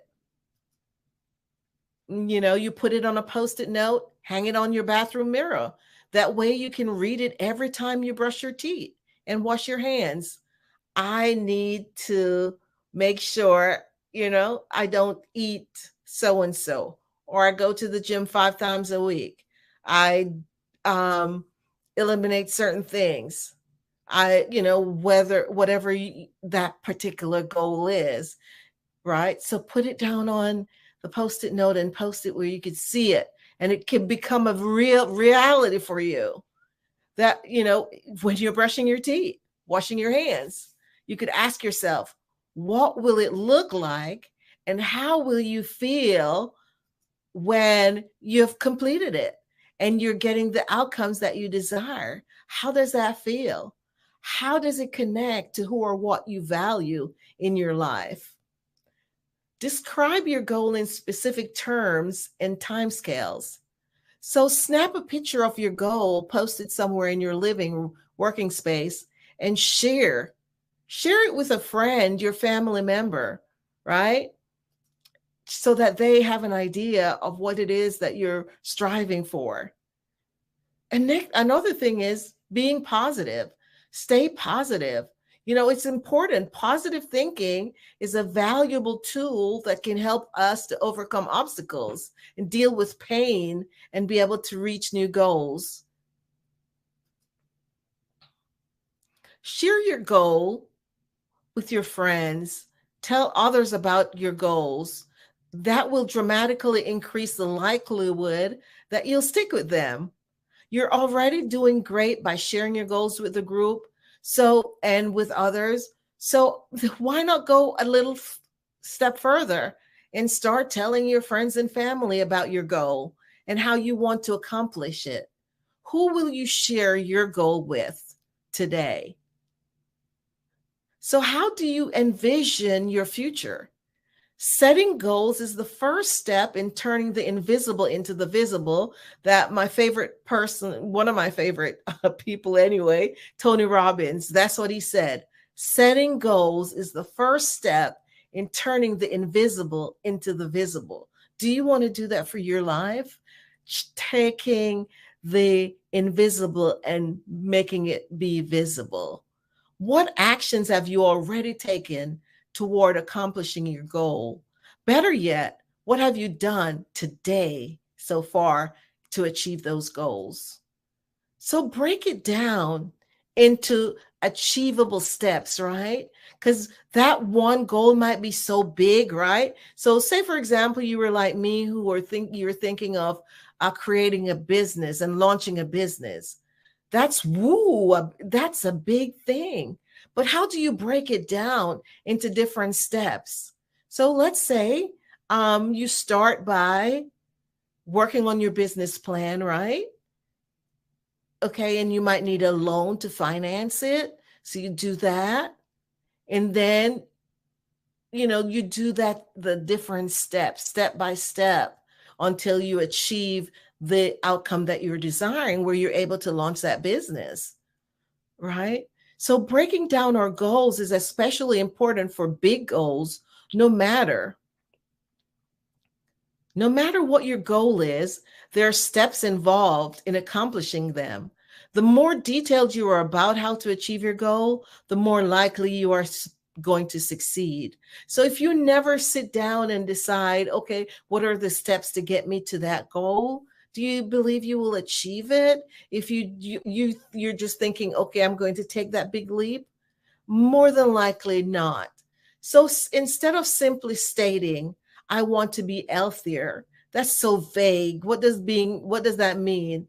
Let's list out the steps you need to take to achieve these. So as you write down your action, the action steps, be sure to include the dates beside them.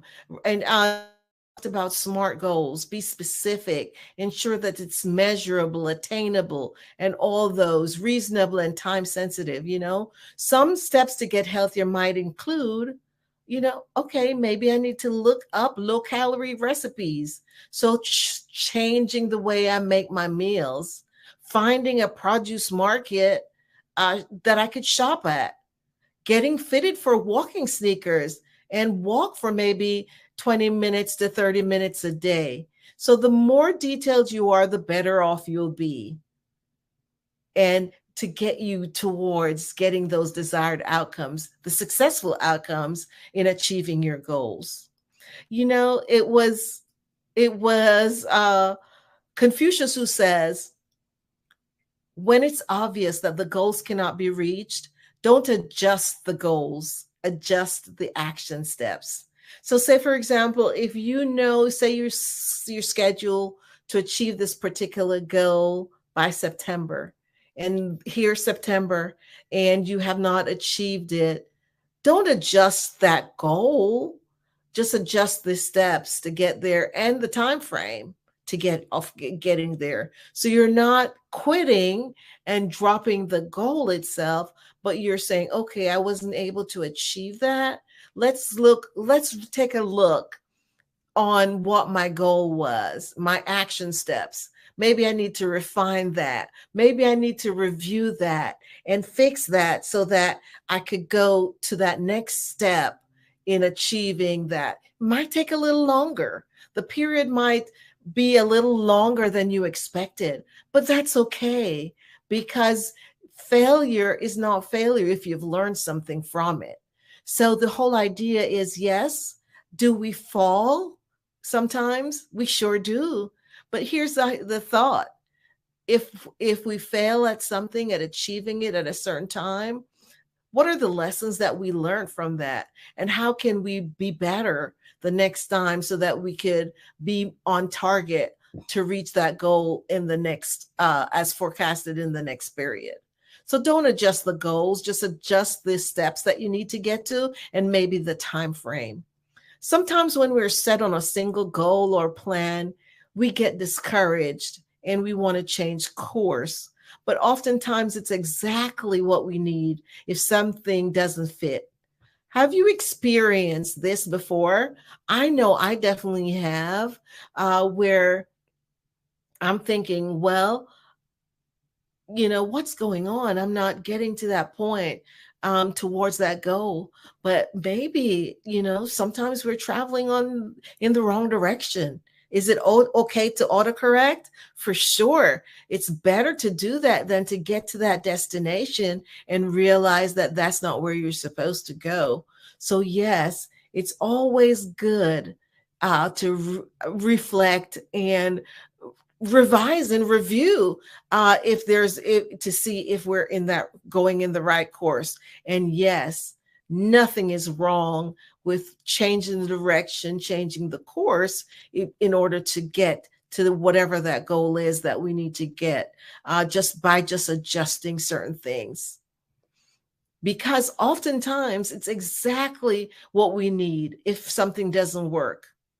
For sure, it's important for us to redirect our thoughts and make sure we're clear on where we're going. Remember, the journey of 1,000 miles begin with the first step. So yes, if we never take that first step, we never get to achieve the goals that we have designed and desire to reach. So know that it's so important for us to take that first step, then the next step, and then keep going forward. And yes, as we said before, sometimes we get stuck. Sometimes we fall. Whatever the situation, life happens. Know that you could still get up, brush yourself off, and keep going. Determining the steps you accomplish, that you need to accomplish your goal can be overwhelming. But don't get discouraged, my friends. We are all in this together. Remember that you could write what you need help with. So write it down. Take a few minutes, review, reflect, right? And say, okay, I needed to get to this point. I'm not there. What do I need to do differently? Who do I need to maybe talk to? What resource do I need to reach out for? Do I need to seek for mentorship, for a coach to partner with me to help me to get to my desired goals? So yes, you're fully resourced and you're able to achieve your goals, but sometimes we need additional resources, additional help. And it's okay to ask for help. Nothing at all is wrong to reach out if you have a question, if you're not getting the desired results that you're looking for in order to achieve your goals, then look outside. It could be reading a new book about whatever it is that you're working on, right? Talking to someone. Using the resources we have. So the AI, which has really been a new tool that's coming up and come available to us that maybe could help you. YouTube is another powerful resource that you could have access to. If you need advice, reach out to a mentor who's doing what you're doing. So it's always good to seek out those powerful resources that will get you back on track. So don't ever feel that you're you're unique and you're all by yourself and be dejected. Know that you could reach out for help to get you on the right path, to keep you on that journey towards achieving your goals. No man is an island. No man stands alone. Each one as my brother, each one as my friend. So remember that we live in a world of abundance. There's no scarcity. So someone will be able to help you to get you on the path towards your goal. Yes, you can forge your path. Remember that your goals, it was Les Brown who said, your goals are the roadmap that guides you and show you what is possible for your life. Yes, your goals are the roadmaps that guide you and show you what is possible for your life.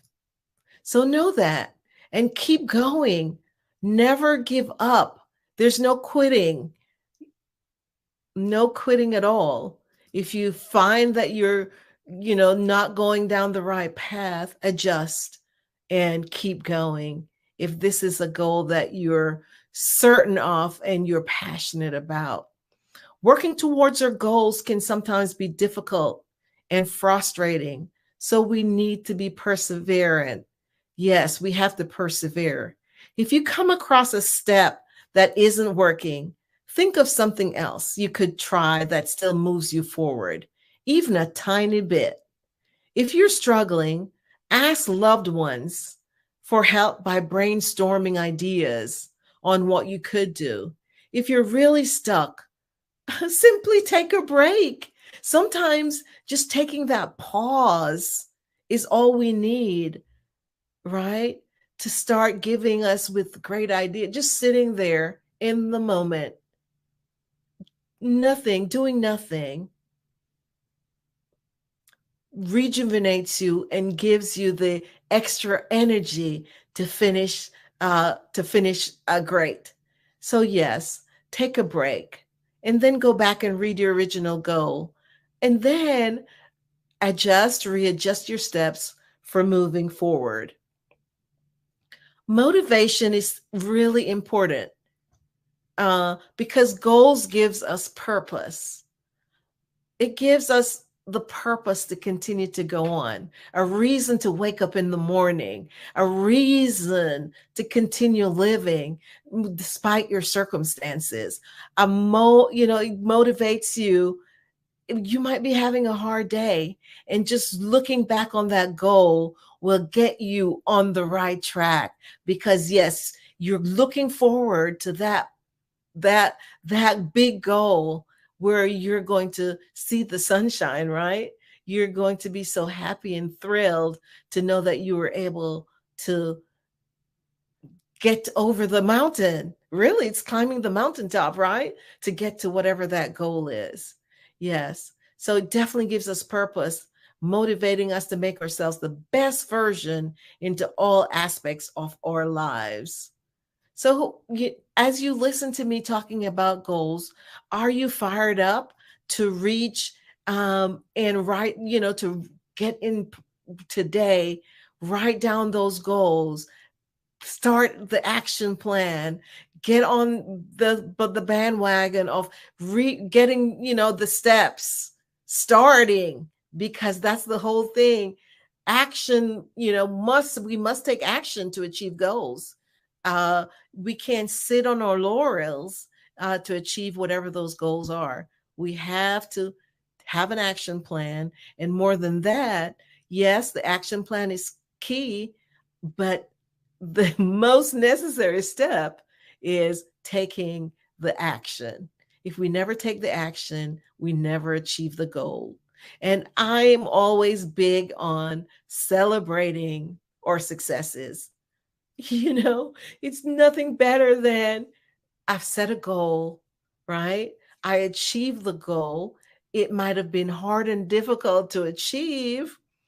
And say, for example, I set a goal, a 6-month goal, and wow, it was a struggle, right?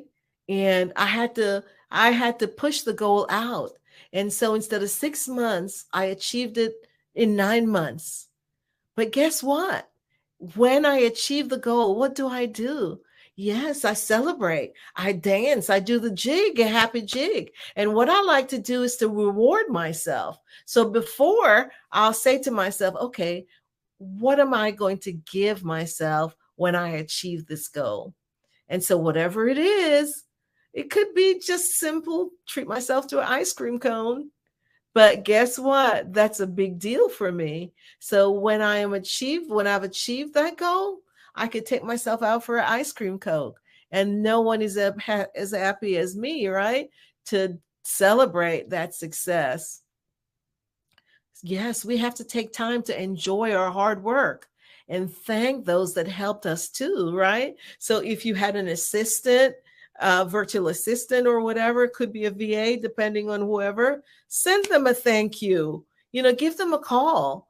You have an employee or whatever, give them a tap on the shoulder and say, thank you for achieving that goal. Maybe a partner, whoever it is, let them know how much appreciative you are of you getting to that goal.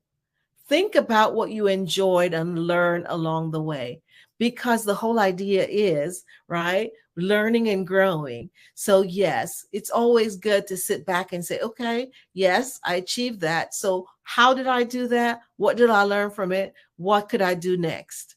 So no, there's no limit to our successes. No matter how many goals you've achieved, you must set your sights on a higher one. So, yes, today you have accomplished this goal. But if you're like me, you don't have one goal, right? You have several goals. So it's always moving on to something bigger and brighter, right? So always moving on to the next goal.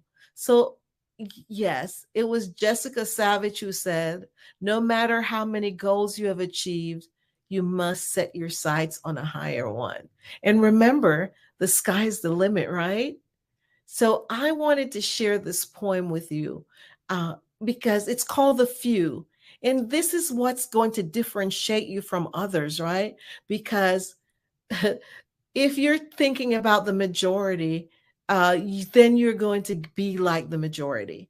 So let's listen to this poem that I found and I'd love to share with you. It says, the easy roads are crowded and the level roads are jammed. The pleasant little rivers with drifting folks are crammed. But off yonder where it's rocky, where you get a better view, you'll find the ranks are thinning and the travelers are few. Where the going's smooth and pleasant, you will always find the throng, for the many, more's the pity, seem to like to drift along. But the pause, the steps that call for courage, and the task that's hard to do, in the end result in glory for the never wavering few. So yes, setting goals will differentiate you from others. It will help you to get to those goals that you're desiring and to get the desired outcome. I'd love to hear about your goal setting experience and what you enjoy most about your goal setting setting, and what it is that will make a difference in you getting those desired outcomes. Remember, I'm always here to help. Angela Baptiste here with Inspire Coach, Trainer, and Speaker. Thank you so much, Mrs. Baptiste, for sharing your expertise on the show today. Please share with us how people can contact you. Oh, sure. Again, it's Angela Baptiste. I'm a coach, trainer, and speaker.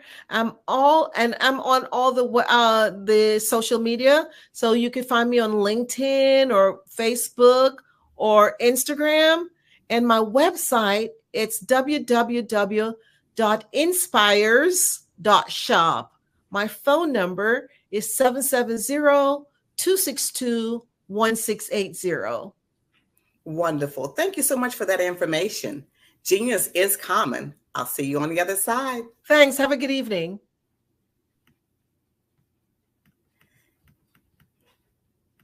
Now, the Black Business Expo mission is to raise funds for high school seniors going to college or K through 12 entrepreneurs. Now, this expo is a fundraiser for students. Now, you may go to the www.blackbusinessexpousa.com to donate to the scholarship fund, or use Cash App that's on the screen below. And you can say, it'll say $BBXUSA.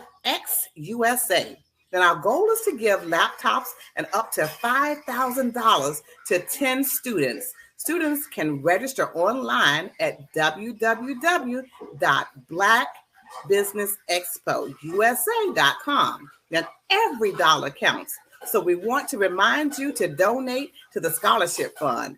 And we want to thank all of our Black Business Expo USA sponsors for August 2023. NC 100, Moody Capital Partners, Suede Soul, Lotus Riche, that's coaching and training, Carolina, Virginia Minority Supplier Development Council. We want to thank the Step Management, BHS and Associates, Margie McLean Foundation Incorporated, Genius is Common, Earth Essentials, Milani Shania Global, Executive Women's Success Institute, The Quality Coaching Company, Superwoman Business Services, Creative Force Studios, Lee Entertainment, Artist App Design, Black Business Expo USA. Genius is Common. And I'll see you on the other side.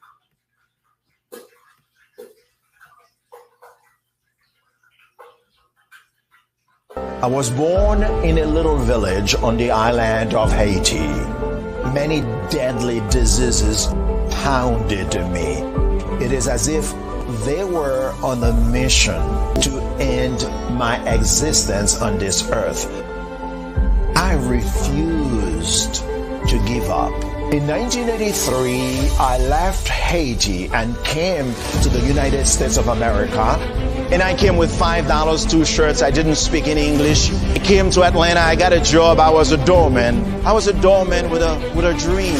What I used to come on stage. I'd rehearse this moment that I'm standing in front of you. That's the power of a dream. Maybe today is the day you begin acting as if you already have it.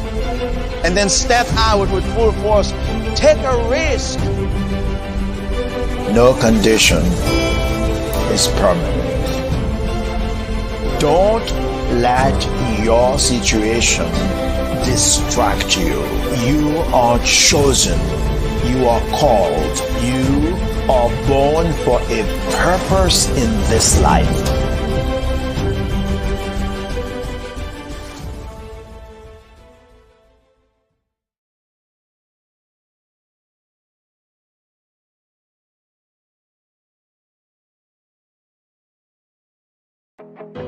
I am Black Business. From the moment I wake until the time I sleep, I am Black Business. I am Black Business. Are you Black Business? I am Black Business. Do you support Black businesses? I support Black Business because I am Black Business. Black Business Expo, one of the largest business showcases in the history of Black business in the world. Sign up today at www.blackbusinessexpousa.com or call 919-308-9090. I am Black Business.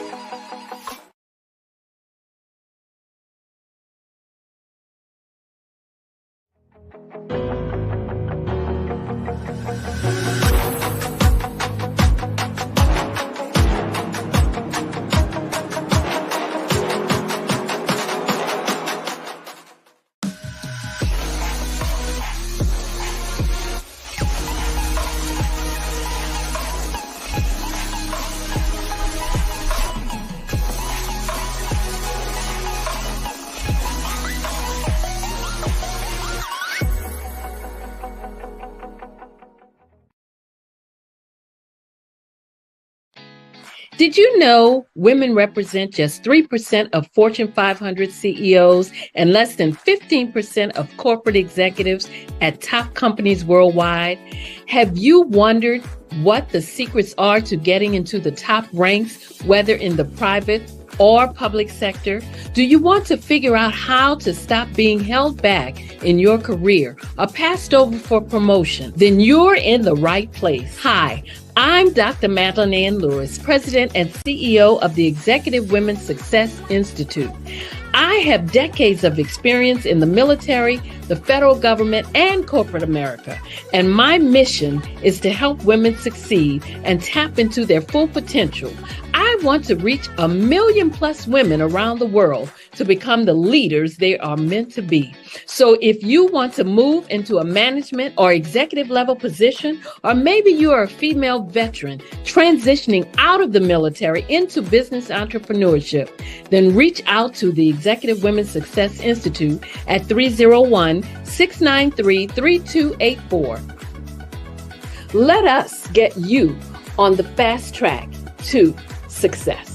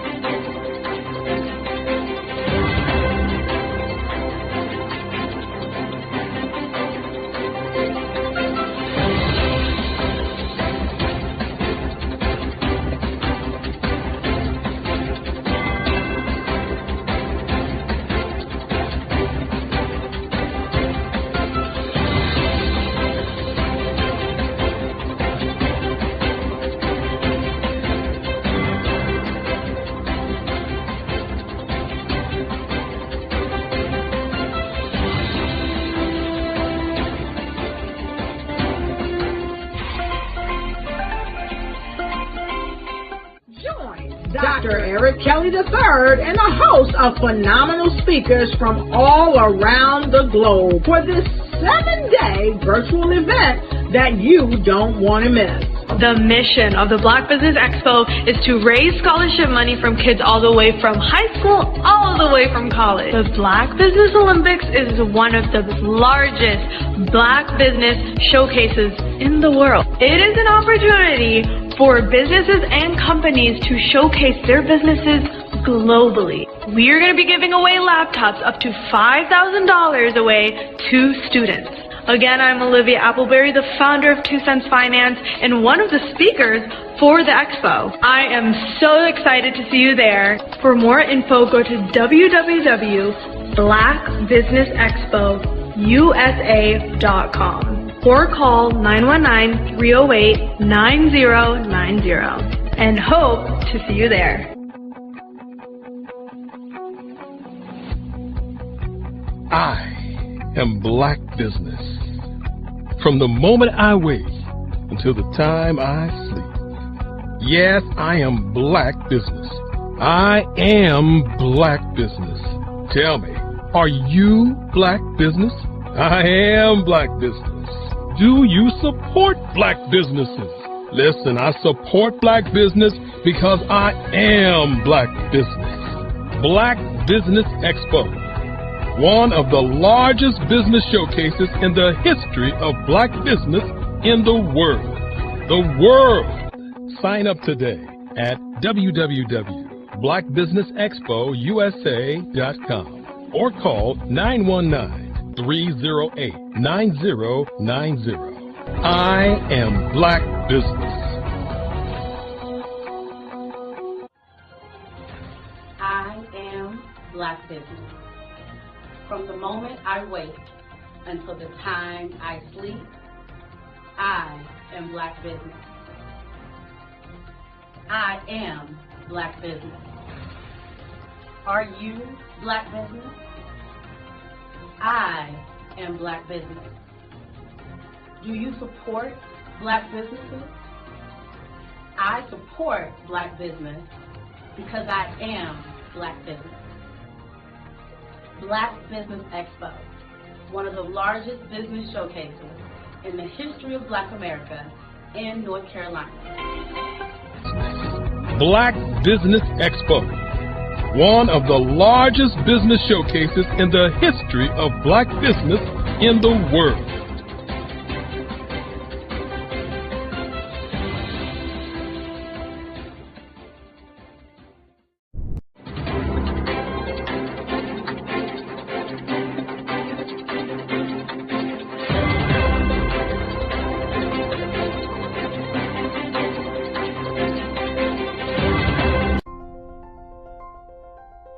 What if you could build your own city?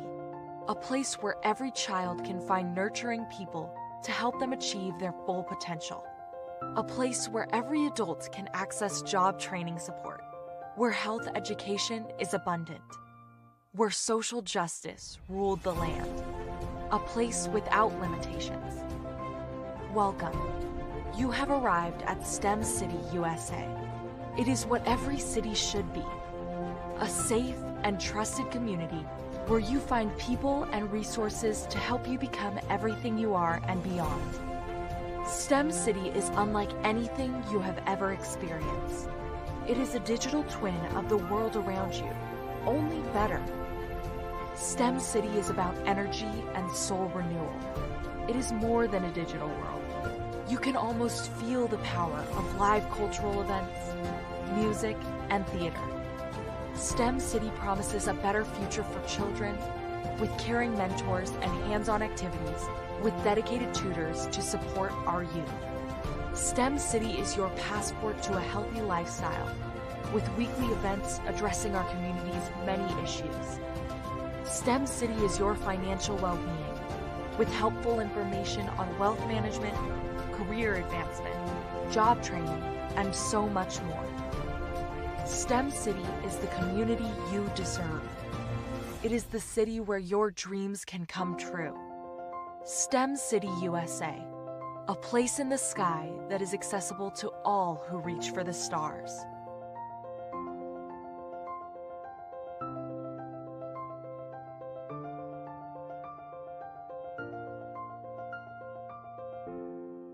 I'd like you to imagine with me, if you will, opening an app where you can collaborate with like-minded individuals from around the world, get inspiration and in-app tools to launch and grow your business, as well as share your knowledge and earn compensation, all in one app.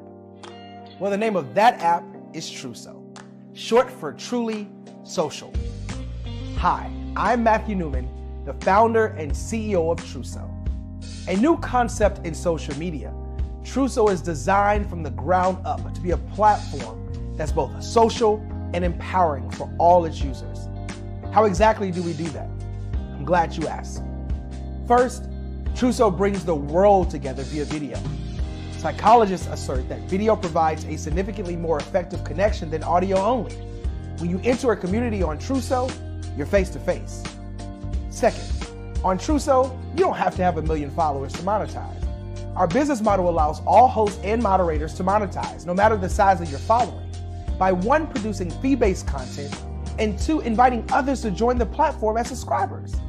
Even more, Truso has an in-app resource library with over 100 free resources, forms, and documents to help you build your brand and grow your business. Third, Truso is inclusive. The deaf and hard of hearing communities make up 360 million people worldwide. Unlike audio-only apps, Truso embraces this community, providing a networking platform that allows them to participate via video and closed captioning. We even have a deaf and hard of hearing foundation in the works as well. Fourth, Truso is both social and safe. We refer to Truso as a virtual extension of the beauty shop, barbershop, and brainchild of the community. A place where there's laughter, along with wisdom, growth-oriented conversation, and genuine connections in a safe space. Truso even has proprietary security to ensure we maintain a safe environment for everyone. Where are we at now? Truso is live, y'all. We've launched in beta, and we're acquiring users daily. We have an incredible development and marketing team, plus amazing celebrity influencers at the table, helping us spread the word around the globe, beginning within the African diaspora and beyond by creating a safe space for growth, connection, and collaboration. We're truly excited about Truso. We've created something special for which there is a global market. And we invite you to embark on this journey with us as a shareholder. The future for Truso is truly bright. Join us and let's go there together.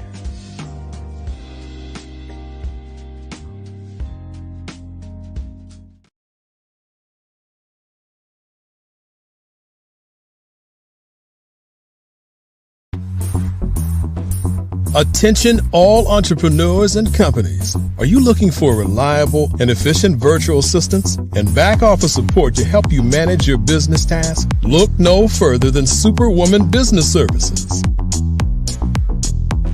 Our team of virtual assistants provides a full range of administrative support services, including operations management, social media marketing, and much more. We also offer website design services to help you create a professional online presence that reflects your unique brand. In addition to administrative support and website design, we offer business development and structuring services to help you grow your business and achieve your goals. We'll work closely with you to identify areas of improvement and develop a customized plan to help you reach your full potential. At Superwoman Business Services, we understand that running a business can be overwhelming and time-consuming. That's why we're here to help you fly high and achieve success. Our virtual assistants are highly skilled, experienced, and dedicated to providing you with the support you need to thrive. Come fly with us and take your business to new heights. Let us help you become the superhero entrepreneur you are meant to be.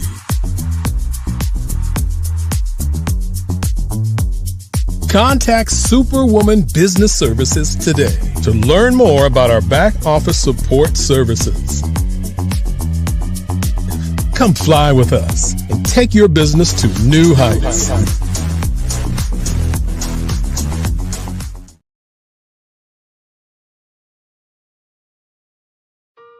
Hello, this is Israel, and I am CEO of Daydreams Interactive and author of Princess Planet.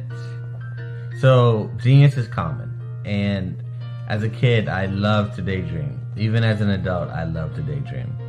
And when my daughter became 6 and loved princess characters, but we just could not find the diversity that showed her, we created our own characters. So, for instance, you have Princess Nulu right here. Princess Nulu is from Uganda, and her genius is that she loves to take care of animals. She can actually even listen and hear what they say. And then we have Princess Isabella right here. Princess Isabella, she's from Cuba, and her genius is biochemistry. One day she hopes to eliminate disease. Then we have Princess Nia right here, and Princess Nia is based off of my daughter, and she is what she wants to be, the greatest dancer alive. So that's her genius. So what's your genius? My genius is my imagination. Genius is common.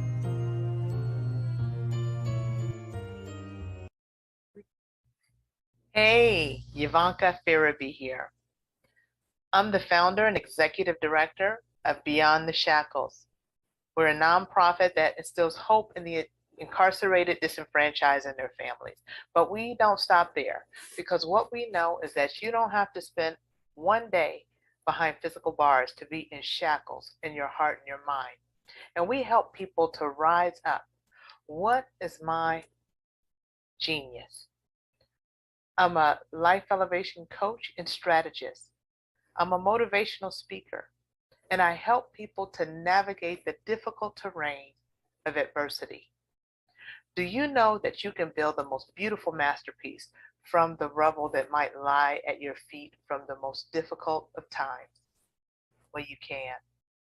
And I help people to walk out their God-given plans and find their genius. Why? Everybody has genius, because genius is common.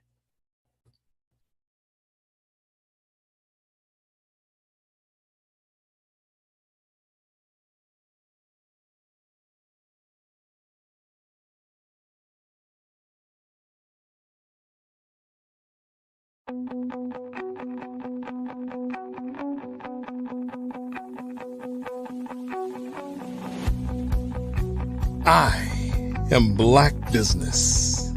From the moment I wake until the time I sleep.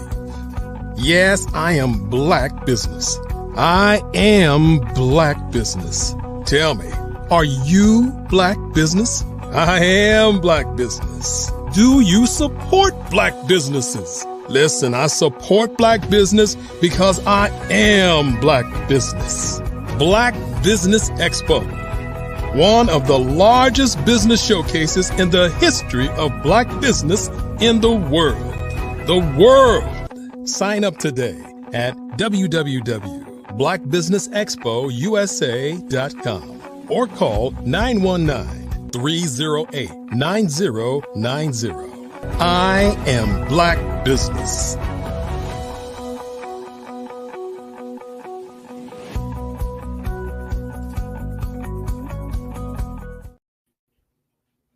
Good evening, business owners, entrepreneurs, thought leaders, and corporations.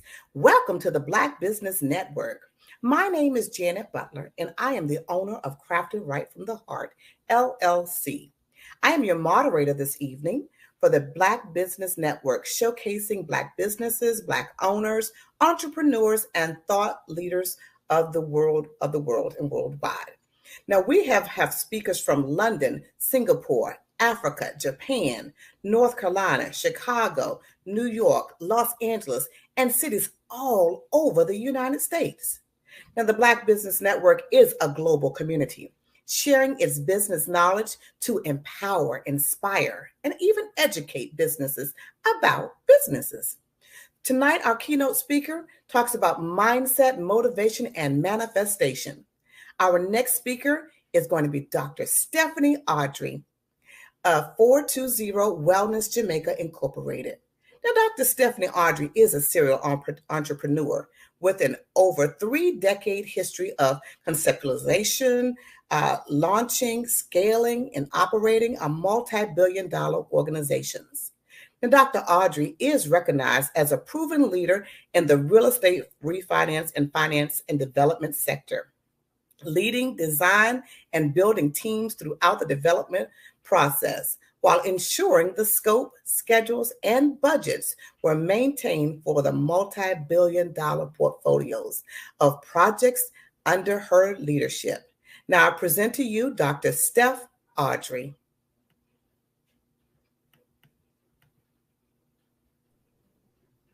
Hi, Janet. How are you? Hi, Dr. Audrey. How are you today? I'm fabulous. So nice to meet you. It's wonderful meeting you and having you on our platform today. Genius is common, so I will see you on the other side. Fantastic. I'm looking forward to it.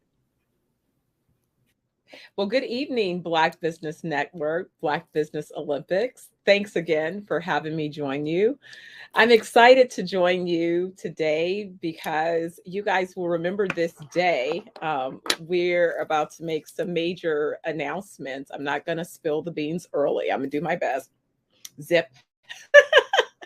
But remember, sometimes there's, like you say, there are times that you remember where you were when a thing happened.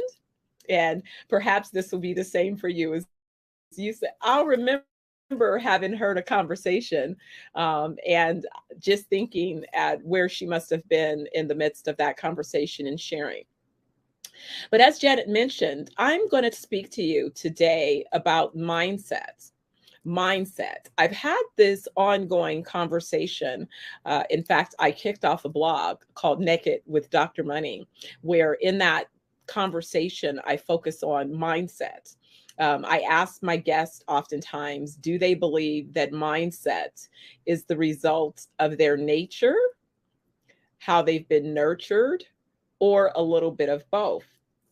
And so what ends up happening is as they begin to ponder that particular thought, then we have a conversation. And the conversation begins with kind of, well, when did I think, or when did I first become aware that I personally had a mindset? And I remember several things that happened when I was about 3 years old. And the only reason that I know that they happened when I was about 3 years old was because there were some other events that happened that gave a date stamp, in my memory, meaning that I had talked myself into preschool and I had to be kicked out of preschool because I wasn't old enough. So that's how I know that I wasn't 4 yet, because if I was 4, I would have been able to stay in the preschool that I talked my way into. So I know that I was 3 for that reason. And so that's how, I've been able to kind of always say, it's good to be able and go back and, kind of fact check so that you can keep things in a particular context. But I was thinking about, we were talking about business and about having vision and about setting an intention and about recognizing that you've done those things. And there are a few things that really come to mind as particular markers. In the context of our conversation, what I like to distinguish is we go along a path where maybe we're developing technical skills in our particular fields or industry of choice. And so you're developing those technical skills, but you get to a point where you will have, depending upon what you've invested, technical skills, technical levels of expertise. I like Malcolm Gladwell. He says it takes a minimum of 10,000 hours to perfect, to master a given thing. A lot of times what I see is people attempt to be a jack of all and they master nothing. So they never fully invest 10,000 hours, because if you're going about investing 10,000 hours in something, it's like you're eating it, sleeping it, dreaming it. It's like you're consuming it all on. It's what's occupying your thoughts. So when I hear about people who want to describe themselves as business people, yet I ask them, well, did you read the Wall Street Journal? Are you watching, CNBC? Are you watching Fast Money? Are you watching, The Profit? Are you watching Billion Dollar Buyer? Are you watching, just all of these shows, rich content around building and developing an effective business. And when I get kind of these, deer in the headlight looks, then I think of, well, you may want to be a business person, but you don't understand the rules of engagement. And, this country, the US, was built following World War II. So if you're not aware of what the tenets, the philosophy that was used to build the country, and then the decisions that were made about the products and services and solutions based upon the generational cohort, what we would know now as both the silent generation and the baby boomer generation, were those generations where we may still have some of those members of those cohorts who are still alive with us. The silent generation would be, the grandparents, the great grands of the boomer generation, right? And I'm not quite a boomer. I'm the older part of the Gen X generation. So, these generational cohorts, as demographers identify, happen, when there's certain factors that began to distinguish the change in a particular cohort. So my cohort was the beginning of the technological revolution. We were beginning to move from industrialized manufacturing, blue chip type of, or blue collar rather type of positions, more into technological positions, which began the precursor to the knowledge-based worker. And so we've been occupying a knowledge worker that, again, now people are concerned about, because with the invention of AI and AI's ability to learn and to consume information at a rate that's far more rapid than an individual, a human being. If I said that it takes 10,000 hours to master something, I can set my chatbot up to begin consuming all of the content about whatever it is that I want to have them be able to master, and they will have mastered it. You know what I'm saying? Like, I have a rich library of areas that I've studied, because I made it a point of being an expert in a space before I moved to the next space. And so what happens is people who have not disciplined themselves to master anything, they don't understand how to read information that they see. So they misread it, they misinterpret it. What I mean by that is oftentimes people will say, well, Dr. Ardrey, Dr. Steph, you've done everything. And it's like, no, I have not. I've done 3 things extremely well. The first thing that I did was I mastered the understanding of customers. and what it takes to identify, to segment, and to engage customers, and to be able to commit them to taking action on both consumer facing, so B2C, as well as helping businesses in their B2B and B2G, and B2I type efforts. So B2I, B to institution, B2G, business to government, and B2B, business to business type transactions. So those are the things that I mastered first. And I mastered that by both being a strategist and owning and operating a full service, multicultural advertising and marketing communications agency. So I stayed in that space for a period of time, 10 years, directed in that space until I gained everything that I can gain from that space. During that, I realized that there were other organizations. I had the opportunity as a young entrepreneur to be one of the keynote speakers for, at the time, the National Conference of Black Mayors Conference, which was held in Oakland. And I was one of the youth entrepreneurs that were under an organization called YES, Youth Entrepreneurial Services, that was founded by a brilliant young woman, Miss Kathleen Sullivan, who, fun fact, to have a whole, kind of, as they say, 360. Kathleen is part of my new venture. And it's exciting to think of, how our paths began and then to come back, again at this time. But I'll tell you more about that later.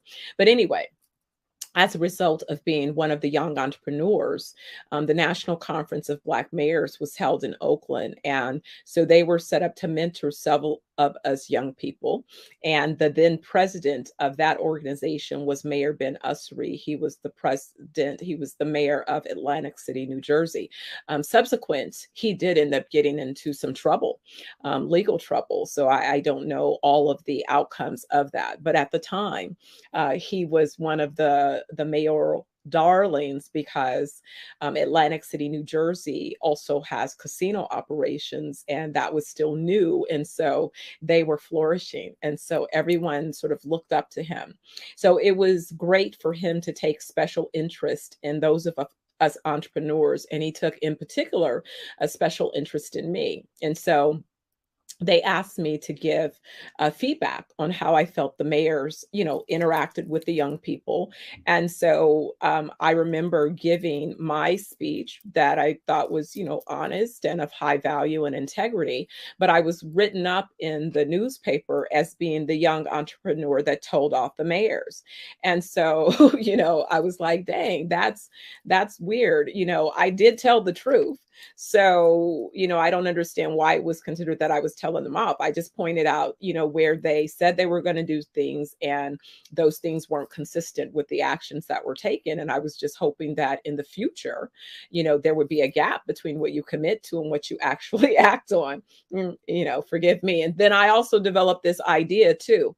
If you don't want me to tell you, then don't ask me. How about that? Because if you ask me, I'm going to tell you. It may not be the truth that you want. Let me know if it is that you wanted me to regurgitate a script, because then I get to decide if that's what I'm willing to do or not. That way there's no misunderstanding. But if you ask me to give my feedback, then I'm going to give my honest feedback based upon as many facts as I can identify, and then, inform that feedback upon. So, I appreciate it when I love feedback too. I love it when the people are qualified to give the feedback because they actually have studied and understand the facts, right? But, I digress, because again, a lot of times people have a lot to say, but you start fact checking and they have no facts to support their statements, and that's different than what I'm speaking to. But anyway, nonetheless, after my experience in the advertising world, I was very curious about real estate development, because one of the things that I recognized is that I was advising these mayors. I was writing for their publication, and then I would be invited to some of their cities to discuss economic development opportunities. And at that time, we were looking at entrepreneurial opportunities, because remember, in the 80s, the late 80s, we were coming out of a very severe economic downturn. I think Reagan administration was in office, they let all the people out the mental hospitals. So a lot of transitions began. I think we moved off the gold standard. So there was a lot of shifts that was happening in the economy, politically, socially, economically. And again, although I was a young person, like I said, I had been studying business since I was like 5 and 6 years old. At 9 is when I told my mother that I was going to become an international business tycoon. Much of what, thankfully, she encouraged and believed. And that's what I've been holding on to as a vision. As they say, people think that you become an overnight success. No, I've been working on this business for 40 years. And it's interesting that this weekend I will celebrate my birthday as well as my 40-year high school reunion. And when I think about all that's happened in 40 years, it's like, oh my God, right? What a journey. What a journey. But I have to tell you that along the way, building the technical expertise, it really was about also building a mindset. So me, I happen to be one. We're going to talk more about the business, the space, the sectors that I occupy in my next conversation. So you get two opportunities. I get 2 cracks at the apple today. So this part of the fireside chat, I'm sort of, giving you more, I guess you say, of a monologue and laying the foundation. Whereas part 2, when I'm speaking to Kiti Awadu about his newest book, The Global Wellness Future, we're going to start talking about more of the specifics of the spaces that the organizations that I've been working to build and launch occupy and what I see on those horizons. But more importantly, before we go there, I want to kind of circle back because I was thinking about the mindset and how many times that the journey was so challenging. Let me tell you, when I first decided that I was moving my business from the Bay Area, I originally was born in Berkeley, raised in Emeryville, moved to East Oakland when I was 9, my mother bought a house. I didn't start going to school in East Oakland until junior high. So I kind of had a little bit of a safety net. I got to, do and be and experience, elementary and experience a certain level of confidence and success from now what I know to be really forward-leading thinkers, thought leadership, and I guess a little bit of the hippie community, sprinkled across that as well. So, though that's the nature, right? That's kind of, and then I came into an environment where my parents were teenagers when they conceived me. My mother was 18 in her final year of high school. My father was 19. He had just finished high school the year before. So needless to say, neither of them were well established in their lives, but somehow or another, between my 2 grandmothers, it was my mother's mother who had this vision, and that lady was something else. When her brain was healthy and working at its best, I say that because sadly I did see her deteriorate into dementia and early Alzheimer's, and I saw people around her exploit her in that way. It's also part of why some of the wellness business that I'm in memory care now as well. And so I hope to help others begin to find ways to mitigate the trauma of both the dementia and the Alzheimer's, because it's a very painful disease to observe when you're watching your loved one deteriorate and their memory began to, they get the wires crossed. And so what they do is sometimes the one that's the caring for them, like they get people, it's all kind of stuff that happens. And so when you don't know and it happens to you, it's traumatic. And so it can leave you emotionally traumatized and scarred, especially when you're dealing with people who are not being honest about, what's happening because they failed to, do the research and inform themselves. So anyway, I digress, but let me go back to mindset. So along this mindset journey, what I realized was that when I decided to expand to Los Angeles, it was I knew that I had this desire to be a global CEO. That's been the biggest dream of all. I wanted to be a mom and a wife too, but I wanted to be this CEO of a multinational organization. And when I was 9, I started, telling my mom that. And at that time, I knew, that the wealthiest man in the world was a Middle Eastern deal maker. And, people laugh. And then later, when I went to the Middle East, when I was in Saudi, I got to visit this wealthy Saudi's home that they had made into a museum. And I thought, this couldn't possibly be that same person from all the, like, who would have thunk it? Like, how is that possible that all those years later, I would be at this man's house that's turned into a museum? But, more has happened than one can imagine. But anyway, back to the beginning. So when my mother was pregnant with me, my grandmother had this vision that she said that I was going to do something significant in the world, and there was going to be a movie made about my life. And it was so important to her that she needed the world to know that she knew.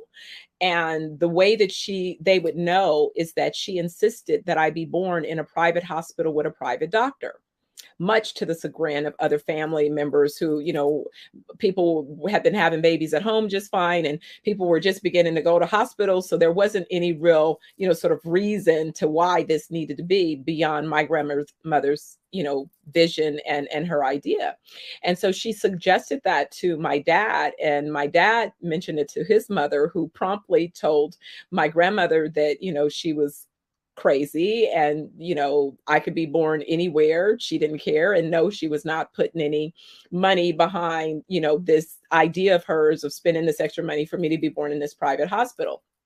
Well, my grandmother, true to form, didn't care. She decided that she would cash in some insurance policy. So when I start talking to you guys about why insurance is a tool, guess what? My grandmother, let me know early on that that was something that you needed to have in part of your strategy to capitalize what it is you're up to. And it's really one of the biggest things that our people miss. You think that insurance is about a life or a death policy. You are missing the mark. Banks use insurance to make money. You are missing the money game, but that's again because you are ill-informed. And if you think that you know business and you step into business acting like you know it, and you haven't bothered to begin to understand the complexities of business, you are fooling yourself. Frankly, you're not fooling anybody that's a business person. We see you. We know you ain't playing the same game that we're playing. But I would like to see some of you really play the real game of business because it's fascinating. And guess what? It's all a business. So it's about that perspective. I started telling my son that, like, when he was still in the womb, I started teaching him business. And then when he was a little tyke, we would roll his bassinet into the boardroom when I was consulting to my clients. My son tells me that, forget, 10,000 hours. Yes, he has been from a bassinet, from a baby in the womb. I would play the Walkmans on my belly, playing different books on tape, reading my financial journals alive while he was in the womb, because I knew how important it was to plant the seed and began educating him before he joined us on the other side. And also a friend of mine had kind of, edged me on with this ideal that since I love to teach, here I would have the ultimate captive pupil. And so outside of a few kicks where he was tired of listening to the Walkman, I did get a few hard kicks every now and again, like, okay, lady, let me rest in here, but outside of that, he went along with the program. And it's so funny because he says, well, I had no choice. I had to share your body. I had to share a body. So, you're right. You had me captive, right? So anyway, when I first came across this idea that I was moving to LA, one of my good friends at the time was working with a company, a toy company, Discovery Toys. And she gifted me this book called Oh, the Places You'll Go. Oh my goodness. What a beautiful book of inspiration, but it's all about setting a mindset. And so in setting that mindset, there's a few things that I will share with you from the book. And I've kept mine as kind of like a little bit of a journal. And then what I've done over the years is every time I have an opportunity, I gift this to a young person. And I not only gift this to them, I gift The Science of Getting Rich by Wallace Wattles, because again, it's about a mindset. It's about a mindset. Most people sit back and are so busy, consumed with what somebody else is doing, that they're missing the mark. The mark is to work on work on you. All of the answers to your desires begin with you. What is the work that you are doing on you? And if you are busy working on you, you're so busy with that effort, you have no time to be consumed or focused on somebody else. You really don't. You're busy working on your assignment. But listen, let me bless you with a few of the little nuggets of what this book says. So, all the places you'll go, and it begins with congratulations. Today is your day. You're off to great places. You're off and away. You have brains in your head. You have feet in your shoes. You can steer yourself any direction you choose. And you're on your own. And you know what you know. And you are the guide who'll decide where to go. You'll look up and down streets, look them over with care. About some, you'll say, I don't choose to go there. With your head full of brains and your shoes full of feet, you're too smart to go down any not so good street. And you may not find any you'll want to go down, in case, of course, you'll head straight out of town. It's opener there in the wide open air. Out there, things can happen, and frequently do, to people as brainy and footsy as you. And when things start to happen, don't worry, don't stew, just go right along. You'll start happening too. Oh, the places you'll go. You'll be on your way up. You'll be seeing great sights. You'll join the high flyers. You'll soar to great heights. You won't lag behind because you'll have the speed. You'll pass the whole gang. You'll soon take the lead. Wherever you fly, you'll be the best of the best. Wherever you go, you'll top all the rest, except when you don't, because sometimes you won't. I'm sorry to say, but sadly it's true, that bang-ups and hang-ups can happen to you. You'll get all hung up in a prickly perch, and your gang will fly on. You'll be left in a lurch. You'll come down from the lurch with an unpleasant bump, and the chances are then that you'll be in a slump. And when you're in a slump, you're not in for much fun. Unslumping yourself is not easily done. You'll come to a place where the streets are not marked. Some windows are lighted, but mostly they're dark. A place you can sprain both your elbow and shin. Do you dare stay out? Do you dare go in? How much can you lose? How much can you win? And if you go in, should you turn left or right and 3/4, or maybe not quite, or go around back and sneak in from behind? Simple it's not, I'm afraid you will find, for a mind maker upper to make up his mind.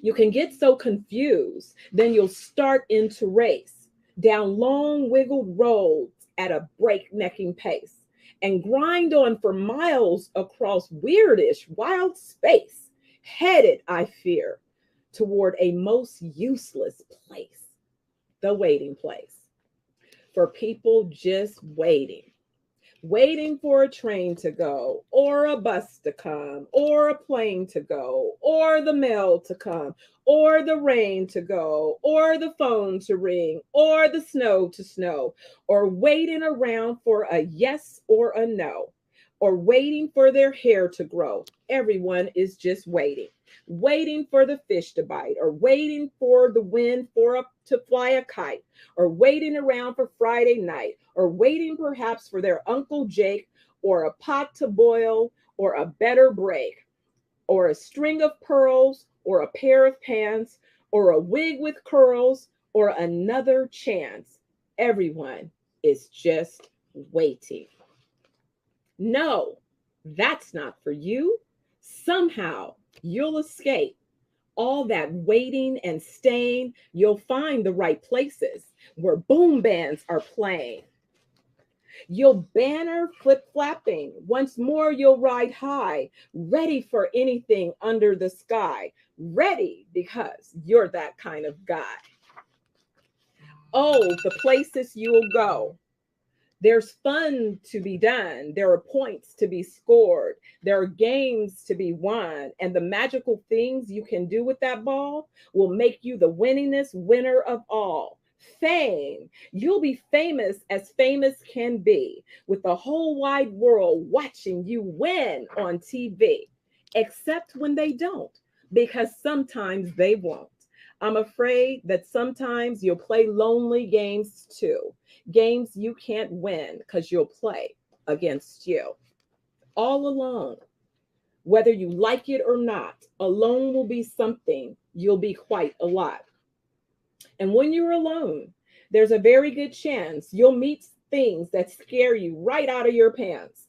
There are some down the road between hither and yon that can scare you so much you won't want to go on. But on you will go, though the weather be foul. On you will go, though your enemies prowl. On you will go through hanking cracks howl. Onward up many a frightening creek, though your arms may get sore and your sneakers may leak. On and on you will hike, and I know you will hike far and face up to your problems, whatever they are. You'll get mixed up, of course, as you already know. You'll get mixed up with many strange birds as you go. But so be sure when you step with care and great tact, and remember that life's a great balancing act. Just never forget to be dexterous and deft, and never mix up your right foot with your left. And you will succeed. Yes, you will indeed. 98 3/4% guaranteed. Kid, you will move mountains. So be your name Buxbaum or Bixby or Bray or Mordecai Ali Van Allen O'Shea. You're off to great places. Today is your day. Your mountain is waiting. So get on your way. So guys, whenever I make a move, whenever I'm contemplating a new idea, whenever I'm thinking about where I feel I am along this journey, because it's a marathon, it's not a sprint, it's a marathon. I go back to the places I will go. I make sure that I'm reading The Science of Getting Rich. And I've shared with many of you, I've been doing the lifelong course, a course in miracles, as well as a 90-day life plan that I've presented and we're sharing through our Healing Homes leadership program. But basically, all of these things, amongst many more, are just some of the tools that I continue to not only invest in, but take and share to invest in others so that they can begin to get their mindsets in order. Because what I've determined is that you can excel technically, and there is a point that you will be on par with everyone else that has similar technical skills. But the difference between the good and the great is about mindset. The difference between why you call out a Kobe Bryant, a Michael Jordan, a Tiger Woods, a Serena Williams, when you call out these greats, it is because they have taken their performance to a level that is beyond their technical abilities. They've had to demonstrate their grit. They've had injuries. They've had setbacks. They've had losses. You don't step up to plate and automatically hit the ball a home run every time. No, the person that has the most hits also probably has the records of the most strikeouts because they keep getting up to bat and taking a swing at it. And so for those Monday morning quarterbacks who seem to have all the answers about, they could predict everything about the game that happened on Sunday, it's easy to sit in the bleachers and offer all the commentary that you can. It's much more difficult to get out on the playing field and begin playing and living your life as the fullest. Because guess what? If you were doing that, then you too would begin to realize some of the benefits and the outcomes that are available for you. And so I urge you all listening to think about your mindset. Are you looking at things from the perspective of the glass is half empty? Or is the glass half full? Are you interpreting your circumstance through the appropriate lens? And what I mean by that is, each time I suffered some type of business or financial setback, I found myself struggling with how to get back up, because too often the conversation I had was with the wrong people. I had conversations that were from an entrepreneurial perspective of having been an employer where I make payroll and pay other people's bills. But I had conversations with people who had never been an employer, who have never met payroll, who have never paid any bills. So they're not qualified to have that conversation. So once I learned that I had to be very specific about who I qualified having a conversation with, then I discovered that the conversations were different. When I started having more conversations in boardrooms that were led by and occupied by billionaires, my conversation changed, and my ability to interpret my own journey changed. I began to observe my journey as part of the experience, the muscle building process. I began to understand my journey was part of my paying certain dues to develop certain muscles so that I would then be able to operate and function at the level that I had said as my desire. And that also I had to come to terms with, everybody that had an opinion has an opinion. And most often they're projecting their narrative onto your life, because everybody knows better what's best about your life, right? Wrong. They do not. Because what I've come to recognize is that you're on assignment. And if it is you're doing the work on you, you'll hear from the Almighty and the ancestors, your source, what your assignment is. And when you become clear and you understand what your assignment is, then you'll understand that all you have to do is accept your assignment, because how it's fulfilled, that's not your assignment. Your assignment is to be obedient and to be coachable and be willing to do the work. Your assignment is to be obedient and to be coachable and to begin doing the work, as if the things that you are drawn to, as long as those things are not about hurting other people, if they're about contributing in some way to humanity, then you can probably trust that they are valid assignments. If they're assignments that are telling you to try to destroy, destruct, and tear people down, that you can also be probably pretty clear that you're looking at the glass from the wrong perspective. You're looking at the glass from a perspective of it being half empty. Go and start thinking about things that you can be grateful for so that you can begin to change your perspective.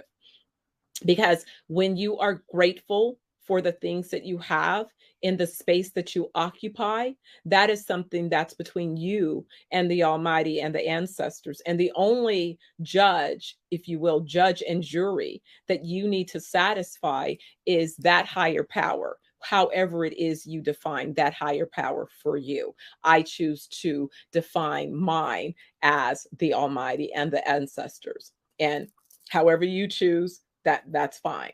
But when it is you are informed and you are clear, then you are able to step in what becomes an ongoing effort. You know, I love to learn.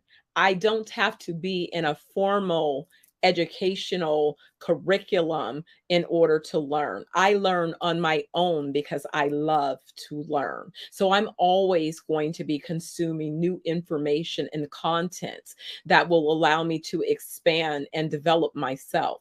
The people that join my organization, we are a learning organization. So they will always be on a path of growth and self-development so that they can be fed, so that they can be the best that they can possibly be. We're not aiming for perfection.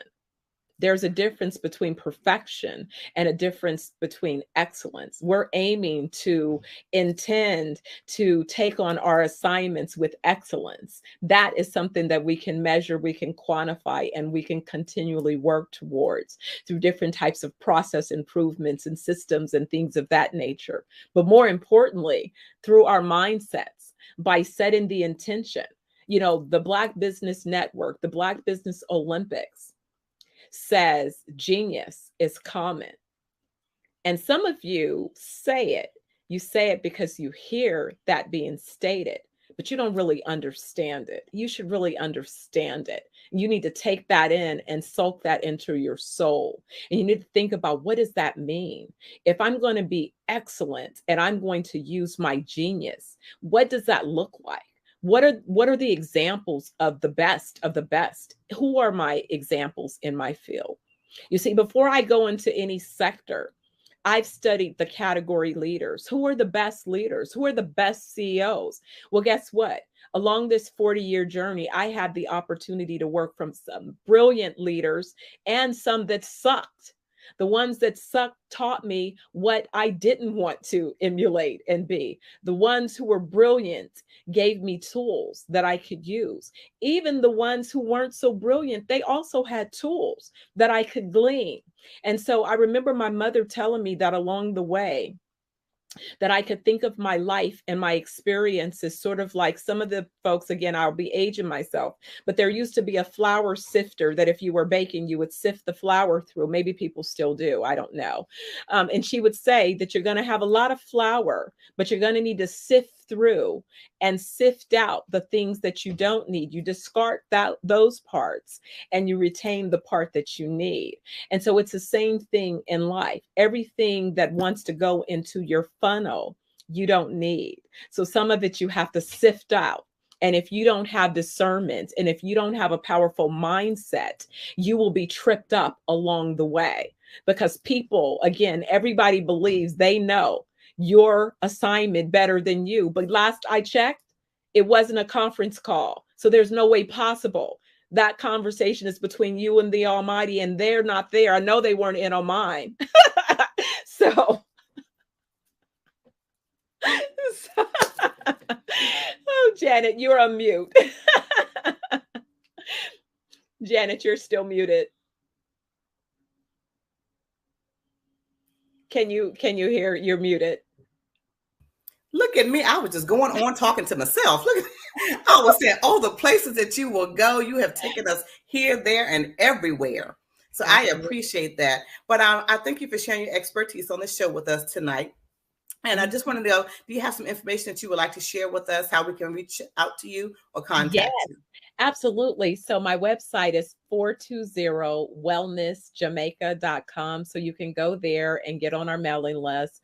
We have some announcements that'll be coming out very soon about our wellness resort. So we'll be real excited to share that information. So please go check us out, get on the mailing list. You're going to want to be part of the excitement.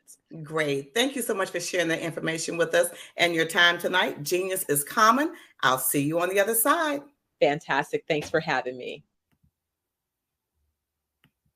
The Black Business Expo mission is to raise funds for high school seniors that are going to college or K-12 entrepreneurs.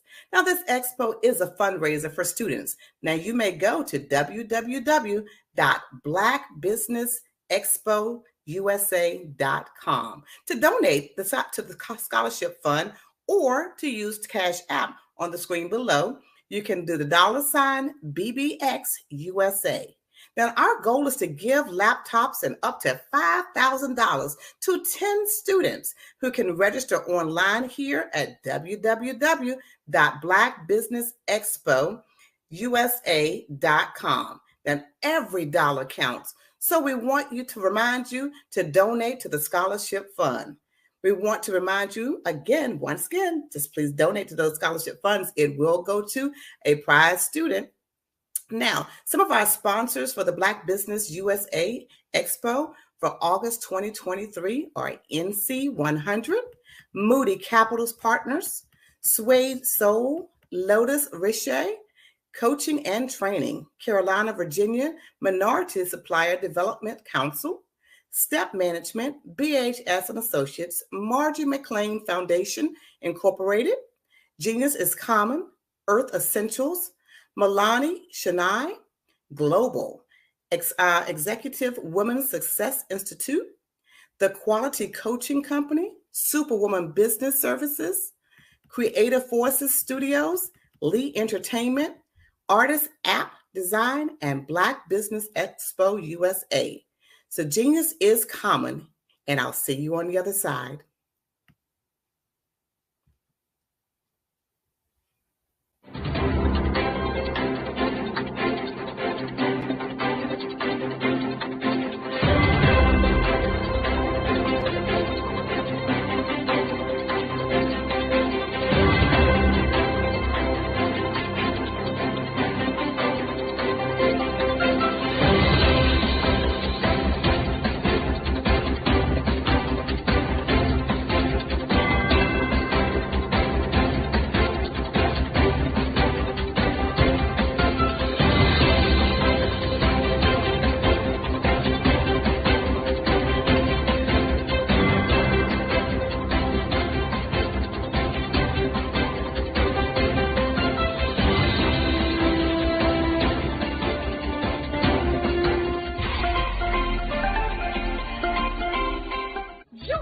Dr. Eric Kelly III and a host of phenomenal speakers from all around the globe for this 7-day virtual event that you don't want to miss.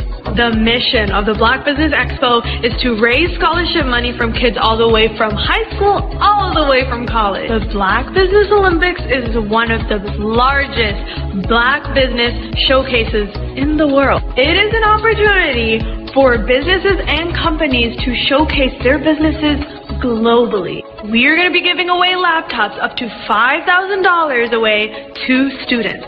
Again, I'm Olivia Appleberry, the founder of 2 Cents Finance and one of the speakers for the expo. I am so excited to see you there. For more info, go to www.blackbusinessexpousa.com or call 919-308-9090 and hope to see you there. I am Black Business. From the moment I wake until the time I sleep. Yes, I am Black Business. I am Black Business. Tell me, are you Black Business? I am Black Business. Do you support Black businesses?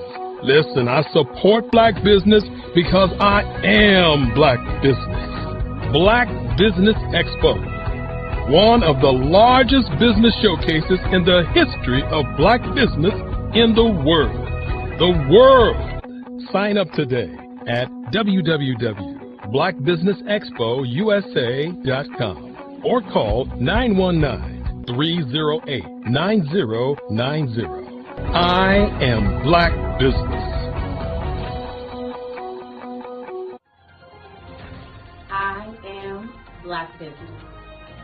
From the moment I wake until the time I sleep, I am Black Business. I am Black Business. Are you Black Business? I am Black Business. Do you support Black businesses? I support Black business because I am Black Business. Black Business Expo, one of the largest business showcases in the history of Black America in North Carolina. Black Business Expo, one of the largest business showcases in the history of Black business in the world.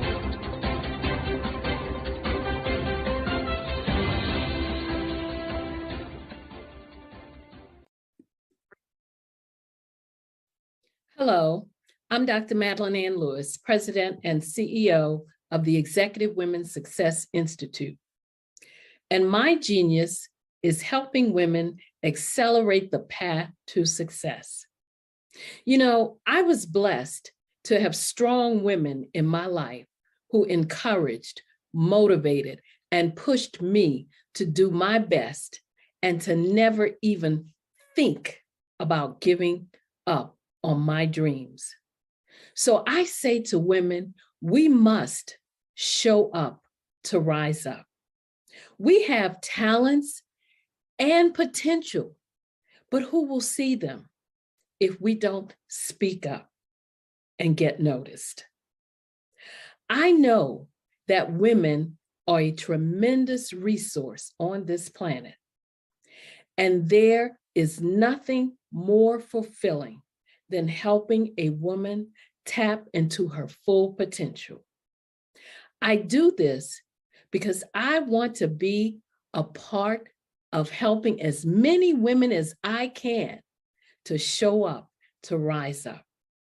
I do this because genius is common.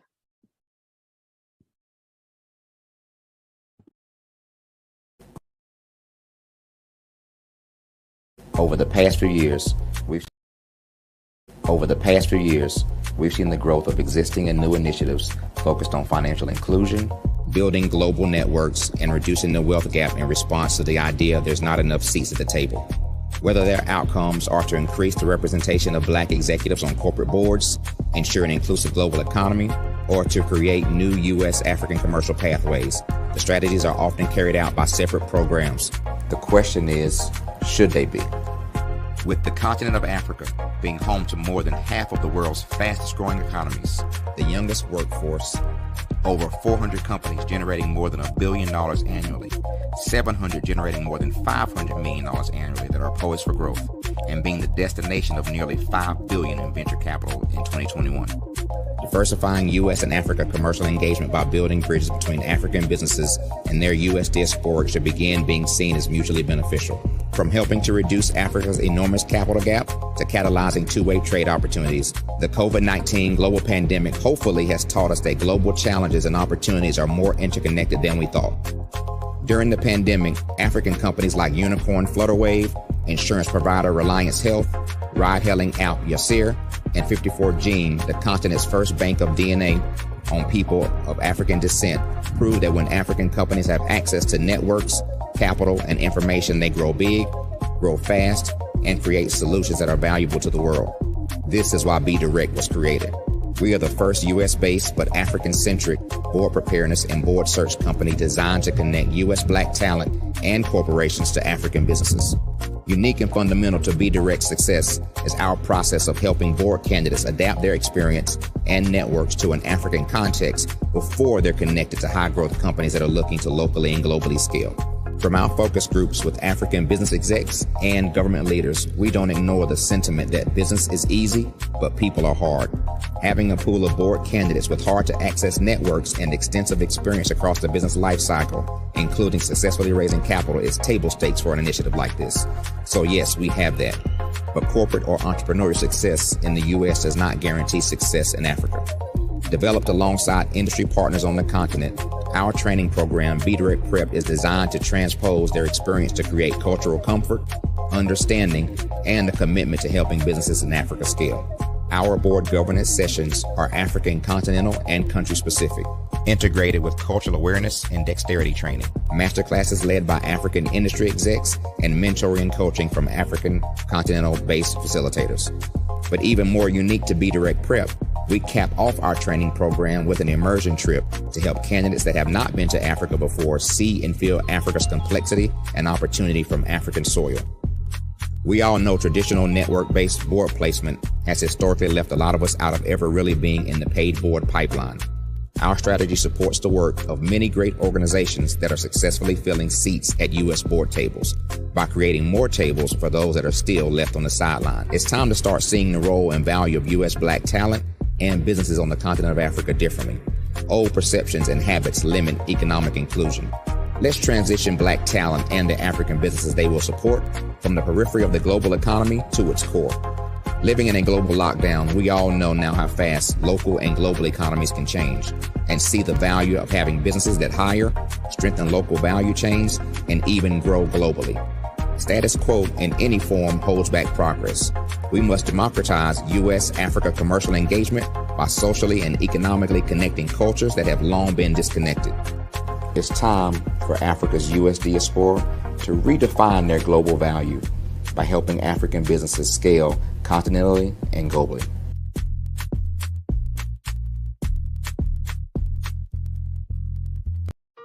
Hello, this is Israel, and I am CEO of Daydreams Interactive and author of Princess Planet. So, genius is common, and as a kid, I loved to daydream. Even as an adult, I love to daydream. And when my daughter became 6 and loved princess characters, but we just could not find the diversity that showed her, we created our own characters. So, for instance, you have Princess Nulu right here. Princess Nulu is from Uganda, and her genius is that she loves to take care of animals. She can actually even listen and hear what they say. And then we have Princess Isabella right here. Princess Isabella, she's from Cuba, and her genius is biochemistry. One day she hopes to eliminate disease. Then we have Princess Nia right here, and Princess Nia is based off of my daughter, and she wants to be the greatest dancer alive.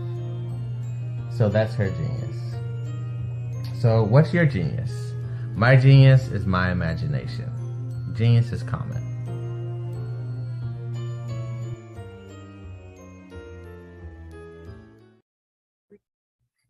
Hey, Ivanka Farabi here. I'm the founder and executive director of Beyond the Shackles. We're a nonprofit that instills hope in the incarcerated, disenfranchised, and their families. But we don't stop there, because what we know is that you don't have to spend one day behind physical bars to be in shackles in your heart and your mind. And we help people to rise up. What is my genius? I'm a life elevation coach and strategist. I'm a motivational speaker, and I help people to navigate the difficult terrain of adversity. Do you know that you can build the most beautiful masterpiece from the rubble that might lie at your feet from the most difficult of times? Well, you can.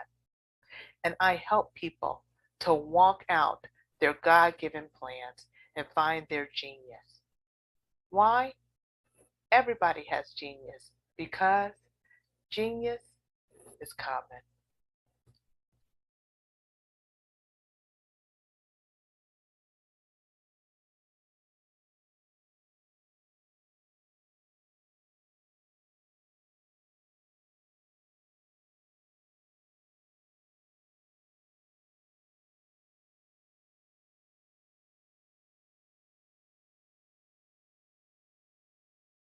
Hey guys, my name is Caden. I'm the CEO of Caden Teaches, and my genius is teaching kids about financial literacy.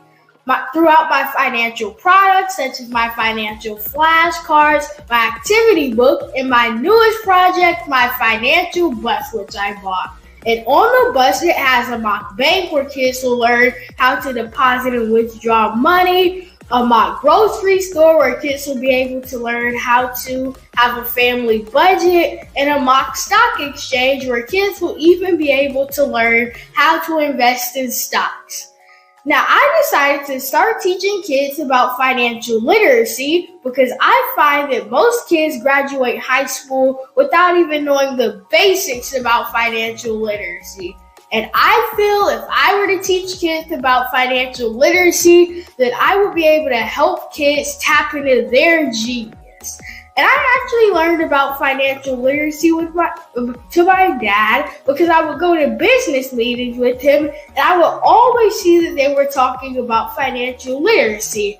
And at that point, I didn't understand what financial literacy was. So I took it upon myself to learn about financial literacy and teach it to kids in a way that they can understand. But I want you guys to help me help kids tap into their genius by going to my website, cadenteaches.com, and you can sew into me in my financial bust by going to my GoFundMe link. And remember, if Caden can, you can too, because genius is common.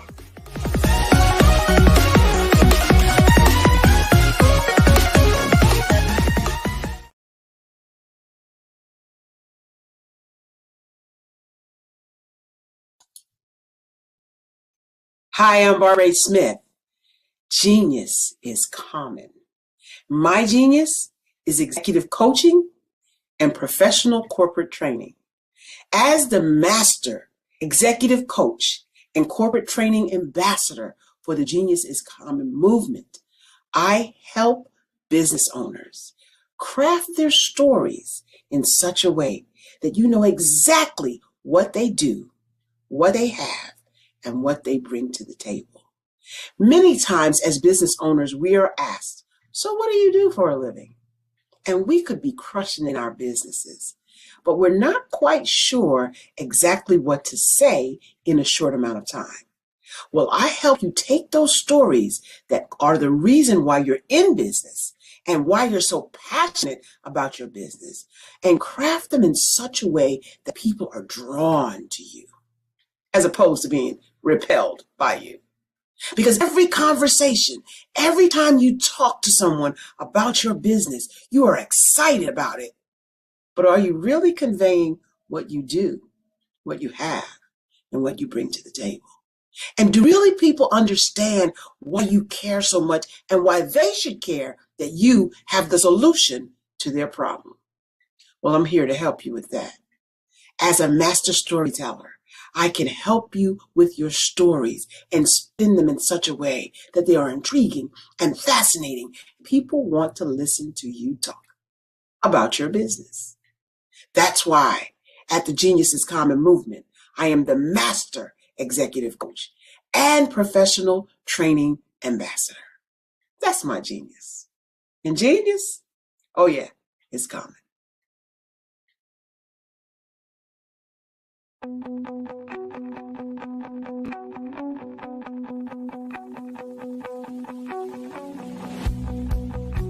I am Black Business. From the moment I wake until the time I sleep. Yes, I am Black Business. I am Black Business. Tell me, are you Black Business? I am Black Business. Do you support Black businesses? Listen, I support Black business because I am Black Business. Black Business Expo, one of the largest business showcases in the history of Black business in the world. The world! Sign up today at www.blackbusinessexpousa.com or call 919-308-9090. I am Black Business.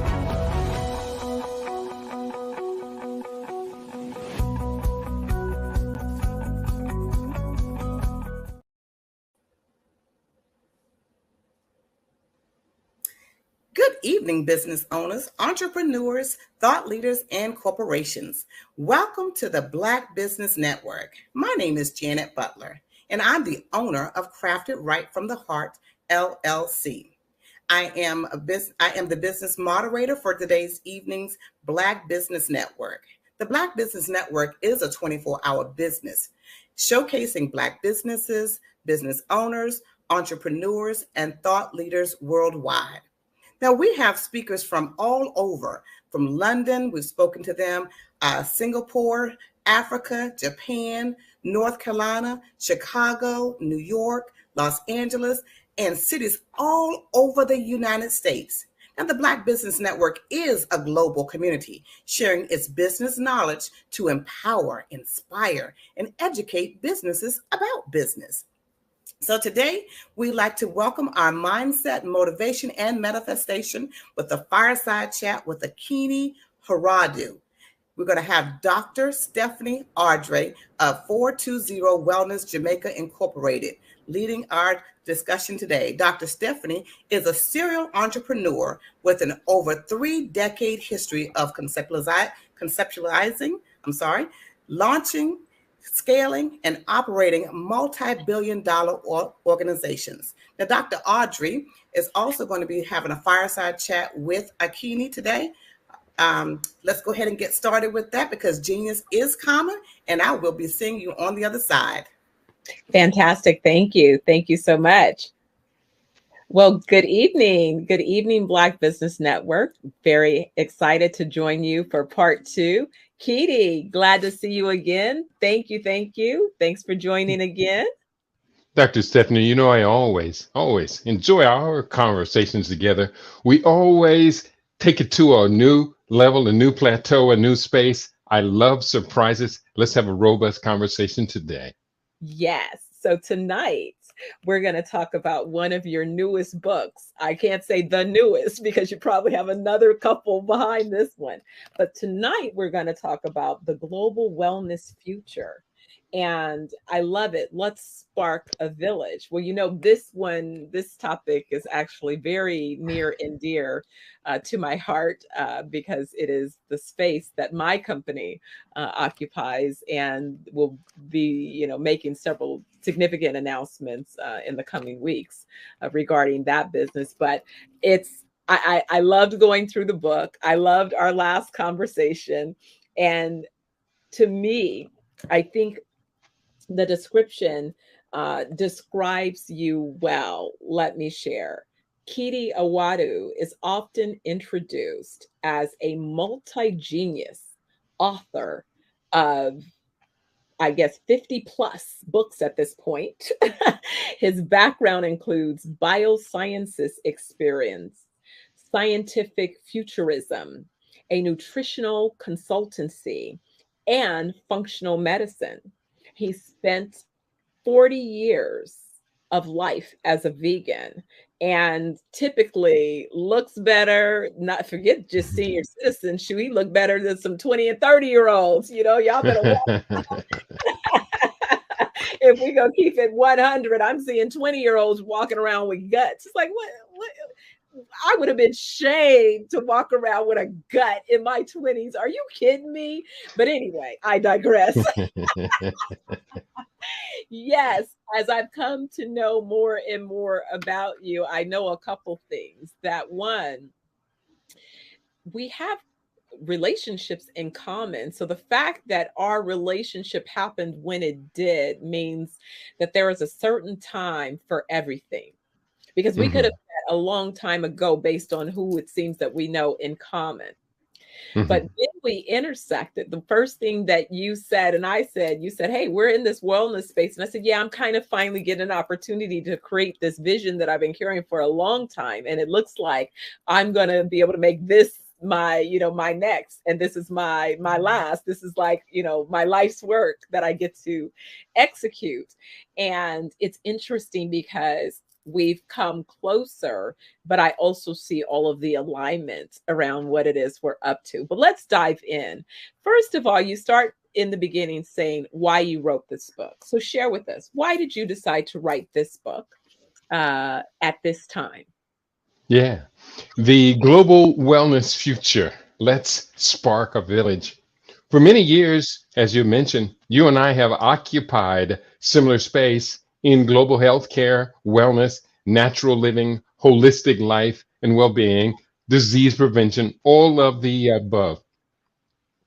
And across this spectrum of activities, I wanted to focus on what is the future of this economy.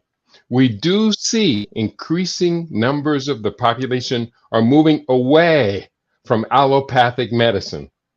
Allopathic medicine is grossly expensive. Quite often, the practices and the regimens and the protocols just don't work. It has a big problem with a word called iatrogenics, which means essentially death by doctor, meaning you engage with the medical industries, medical professionals, only to be injured and or killed. And this happens at such a shocking rate in the United States that people many times just can't believe the data and the statistics. But I've been compiling those data for a number of years. And so people are looking for alternatives. In the book, we talk about a number of different alternative therapies that have risen, some dating back literally thousands of years and widely used around the world, such as traditional Chinese medicine, Ayurveda medicine from India, macrobiotics from Japan, and a spectrum of indigenous healthcare practices using herbs and other solutions from around the world, various cultures, various disciplines. So I wanted to put it all together in one comprehensive book. And I think one of the most important things I did in this book is I gathered the data, the statistics, the numbers, and I really was happy to present a copy of this in your hands because I know you are a numbers person. Where are the investments going to be returning from, the greatest return on investment, as well as where are the smartest places for those of us who are in the wellness community to invest our training, our studies, and our capital to be able to get in sync with what is anticipated in a $2 trillion expansion in this marketplace. That is absolutely remarkable. We need to get into that. Absolutely. And it's interesting that not only did this conversation come around right on the backs of a Brookings Institute study that recently quantified the number of businesses led by African Americans in America, and the sad percentage that so few are employer-based business. Really, the bulk are solopreneurs, which really means that that legal structure is very limited. And I had always taken the position of being an employer and creating sustainable organizations under, that mindset and focus of let's build organizations that have employees, that have infrastructure, that can compete. And that conversation began to happen. And then PitchBook, which is one of the publications that I get that summarizes where the VC activity is in the market. And so I always look to see who the category leaders of VCs are in the US and where it is they're investing. And so I thought the timing was just, impeccable. They put out an updated publication called Food is Medicine, and they began to highlight some of the basis of why VC started writing checks. And we're talking about hundreds of millions of dollars that have now been committed behind this food as medicine, which again, you had to have had the foresight, right, to be doing your research to get your book out, because at the same time, these things are happening. And that's something that a lot of times people don't understand.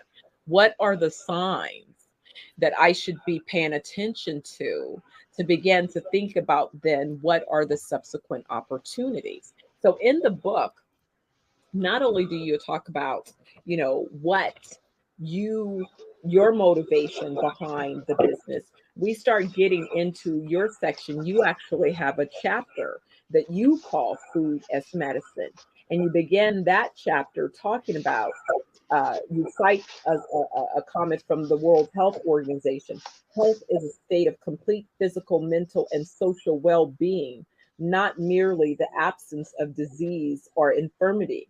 And so it's interesting because I felt like the global COVID pandemic really almost, kind of backfired in some ways, because forcing people to have only one option sort of shook the tree. I think people were just kind of living in their own little life coma, going down to, oh, I got a pain, let me call the doctor and get a drug to treat that pain, till suddenly everything converged. And then it's like, whoa, wait a second. Wait. Let me rethink this. Let me start paying attention. What kind of informed you if you will, in terms of your markers? Was it the conversations you were having? Is it just the obvious things we see? People dying every day, or is it just your eyeballs looking at folks and you're like, that person, I'm looking at them, I know they're sick, they're not preparing for the marathon, they're going to check out at any point. Kind of fill us in on some of this and your food is medicine going into the restaurant conversation. Okay. Well, one, there's a basic tenet by which I live. I say this a dozen times or more every day. Food is nature's most perfect medicine. Hippocrates said, let your food be your medicine, let your medicine be your food. In the book, I have a lot of these quotations. I like to anchor each chapter with a very relevant, inspiring, exciting, informative quote. Another one that I find very popular: many people spend their entire life and expend their health chasing wealth, only to gain it and then spend their wealth trying to regain their health. And we do know that in the United States, medical expenses is the #1 cause of family household bankruptcy. We're spending a lot of money on health. You touched on a number of different points, and each one is kind of anchored, and I did as much as to put this on the book. Let's just talk about African Americans. Unfortunately, if we look across the spectrum of health data and statistics, we're not doing very good across the board. But let's look at also the economics of African American healthcare.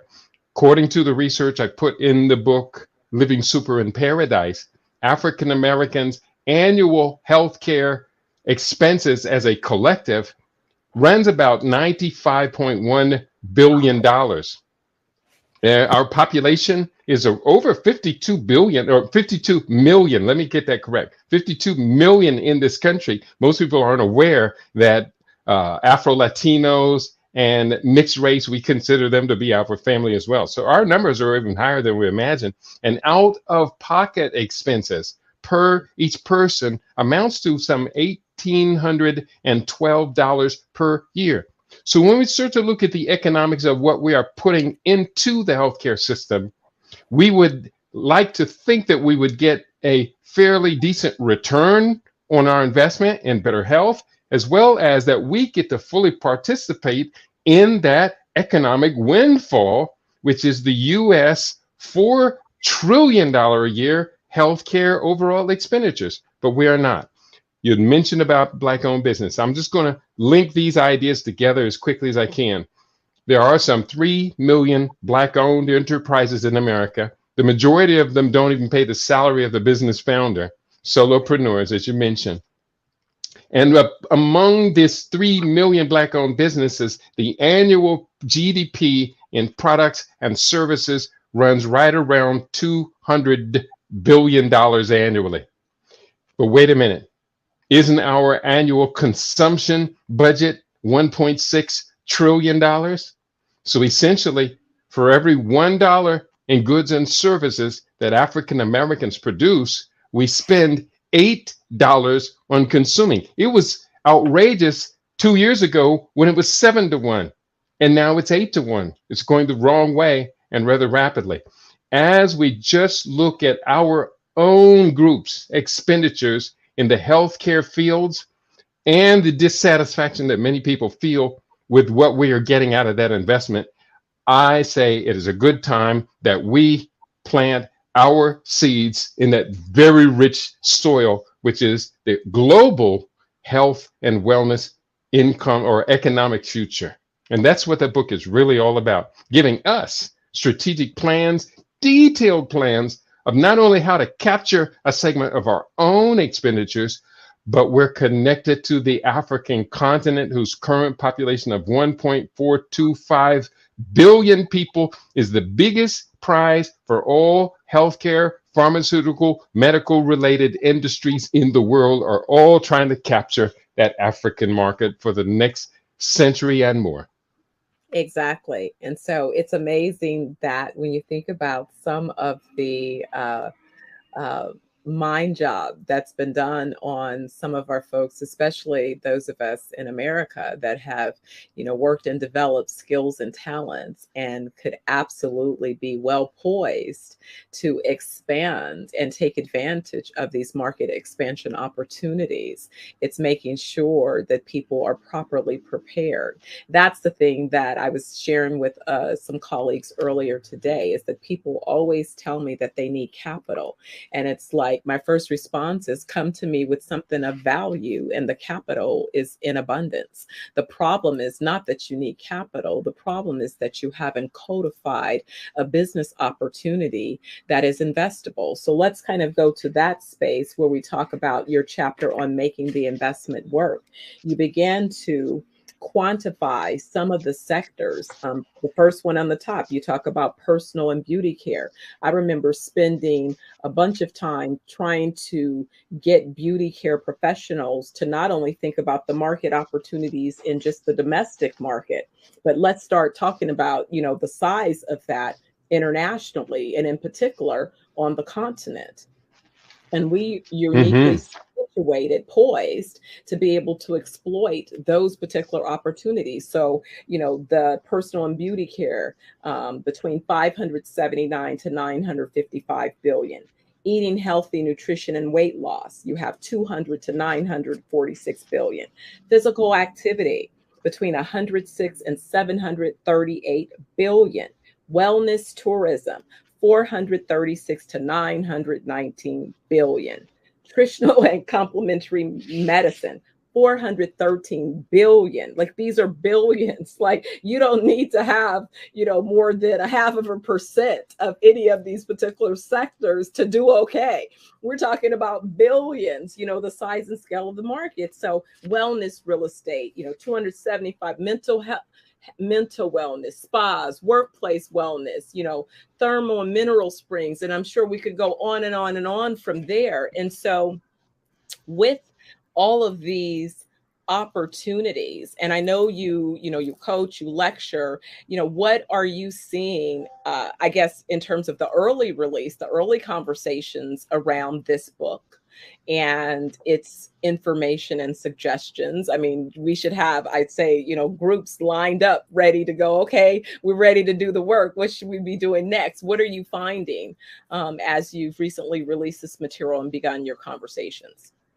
Well, I have been broadcasting the chapters of the book. I do a daily talk radio show, and I have this habit.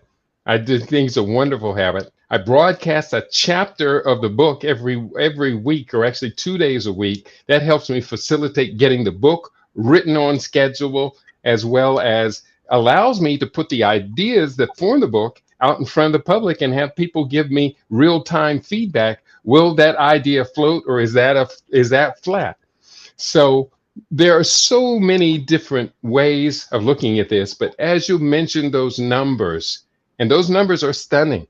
They are stunning, that these expenditures are going down, but capturing those seems to be out of the reach for too many of people who look like us. This is the Black Business Network, and we have to take care of ourselves first. So I'm going to kind of summarize, because we're a little bit pressed here for time. In the book, I state, and very clearly, coming out of the COVID pandemic put the world in a whole new flux. Every old order was disrupted, including healthcare. The cost of healthcare is skyrocketing above the high cost of inflation, and it's going to continue to be that way. But more and more people are looking to step outside of the traditional AMA medical system and get they're moving into complementary care, alternative care, functional medicine. All of these are phenomenal growth sectors of the global health and wellness economy. So let's put it in a nutshell. I'm going to ask you this question. Today, the global economic health and wellness economy is valued at about $5.1 trillion. We're midway through 2023. By 2027, numerous forecasts put this at $7 trillion. The question is, if 4 years in advance where $2 trillion of new economic activity is going to show up in the world. How much of that new economic activity is your plan going to capture? Absolutely. Brother, you know, my plan is we've just put together two of our plans.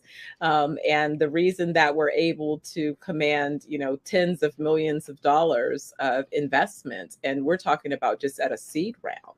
So I'm not even talking about Series A round. I'm talking about we're coming into a seed round that instantly values the organizations worth hundreds of millions of dollars. So if we're starting at hundreds of millions with a seed round, we're going for multi-billions in terms of our overall scope and scale of the organization that we're a part of. So yeah, but you know, people hear you say that and they can't even digest some of those numbers, because even at the same time, as I've shared with preparing to, you know, make some of these announcements, it's, you know, getting people under the mindset to get ready, to be ready. And so you have to do the work, you know, and you know, so that you're in position. And so what does that mean? You know, are you ready for somebody to write a check? Are you structured appropriately? Could you receive a check if somebody wanted to invest in your business? You know, are you investable?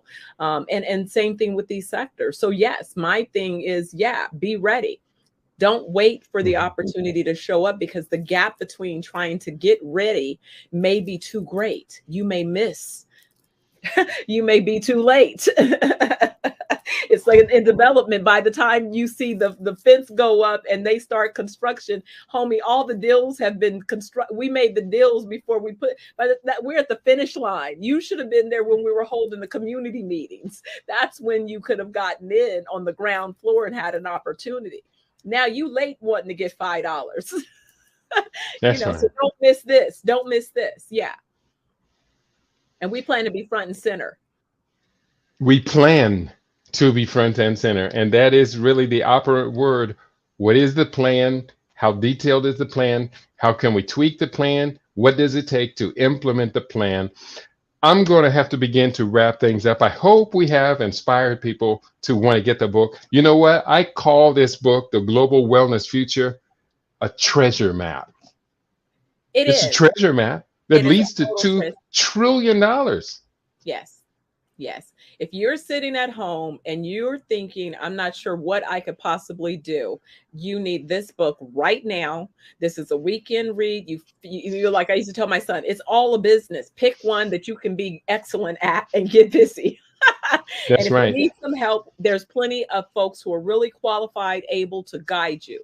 But you have to That's show right. up invested in yourself. Nobody's here to hold your hand and drag you along. You must invest in your own That's right. possibility. And I would go further. We must invest our children in this global health and wellness future.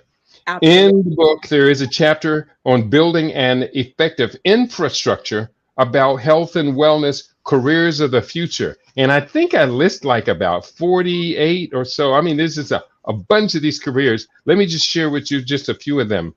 Teaching, coaching, career counseling, chiropractic medicine, naturopathic medicine, acupuncture and oriental medicine, massage therapy, personalized healthcare, telemedicine specialist, genetic counselor, virtual reality therapist, wellness consultant for corporations. That's just 12 of about 46 of these new global healthcare and wellness careers of the future, as well as we talk about the wellness real estate market. We talked about spas, tours, accommodations. Been talking for years about building villages where people come to get healthy, live healthy, learn healthy, and where we can even grow the food to feed our people that heals the body, because food is nature's most perfect medicine.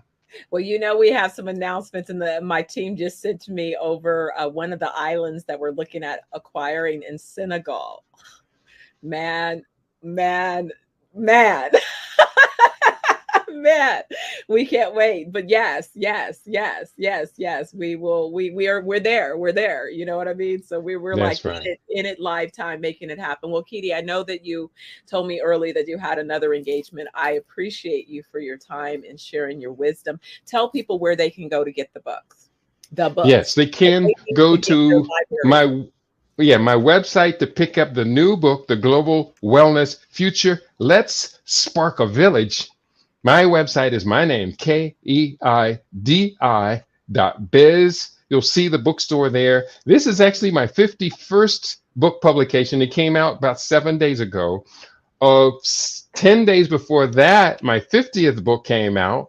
And then later this week, probably tomorrow, I will release my 52nd book. One more book to follow, which is called Forged by Fire, Post-COVID African Healthcare and Sovereign Economic Development. So we're on a roll. We got a methodology. As you said, I've been all of this writing, all this researching, all this studying now. Now is the time to put together the right team, the right plan. Let's get in early, and get in deep. Thank you so much, Dr. Stephanie, for all you do. You know, I'm a great beneficiary of your impressive influence.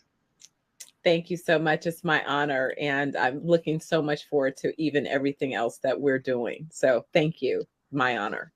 All right. Guidance and protection, everybody. I wish everybody health. And remember, thank you so much for sharing tonight with us and bringing y'all's expertise. Is there any way that you can leave like a number or something we can contact you with your contact information? Sure. So Keidi left his is KEIDI.biz. And my information is 420wellnessjamaica.com. That's right. And you can always text me at 702-580-0662. Text me. Don't call. Text. I'll call you back. Great job. Peace Thank you now. so much again for your time tonight. As always, genius is common. I'll see you on the other side. Thank you so much for having us. Have a great evening. You too.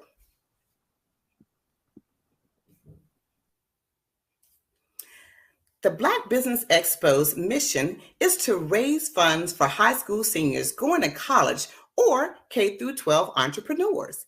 Now, this expo is a fundraiser for students. Now, you may go to www.blackbusinessexpousa.com to donate to the scholarship fund, or you can use Cash App.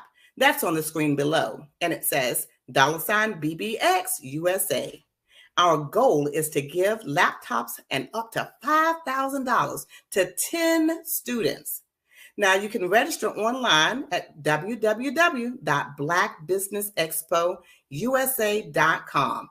Every dollar counts. So we want to remind you to donate to the scholarship fund.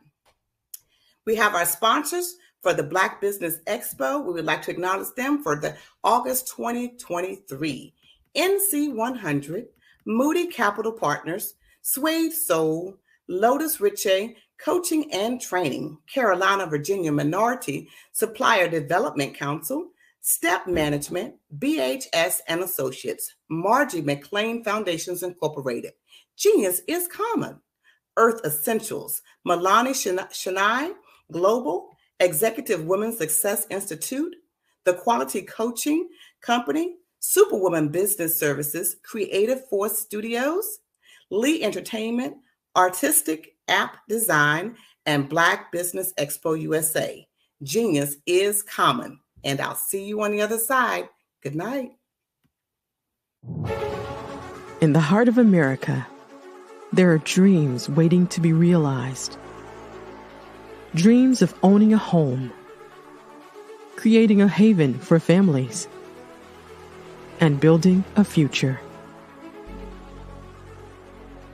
Yet, there are 13 million mortgage-ready home buyers and nearly 20 million renter households who have the credit and income to qualify for a mortgage, but remain left out of the home buying process. These potential home buyers are in urban and rural America, where dreams should flourish. The big banks, the giants of finance, have all exited the mortgage lending business, decreasing their lending footprints across America. They are no longer present and active in these communities. Instead of offering opportunities for home ownership, some of these banks have chosen a different path. They have decided to become mega landlords. They have chosen to invest billions of dollars in rental homes, leaving potential home buyers with fewer options and stuck in a cycle of renting without the chance to build equity and create a legacy for their families. Here is the shocking truth. A report issued by the Home Ownership Council of America revealed that if lenders were to step forward and serve this underserved market, they could conservatively increase their loan volume by $1.5 trillion. $1.5 trillion. This is a $1 trillion business opportunity, ripe for the taking.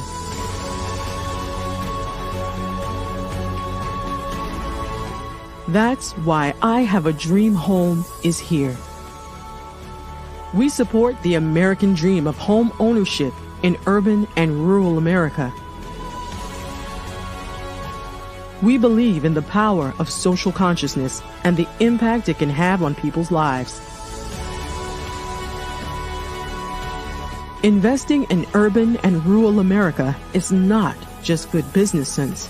It's a moral imperative. Our mission is clear. Become the go-to mortgage lender in these communities. Create a pathway to home ownership for all Americans, breaking the cycle of poverty by empowering families to build wealth, stabilizing our communities, and taking pride in our country. I Have a Dream Home. Unlocking dreams, transforming communities, and rewriting the story of American home ownership. For more information, scan the QR code or visit our website at www.ihaveadreamhome.gold.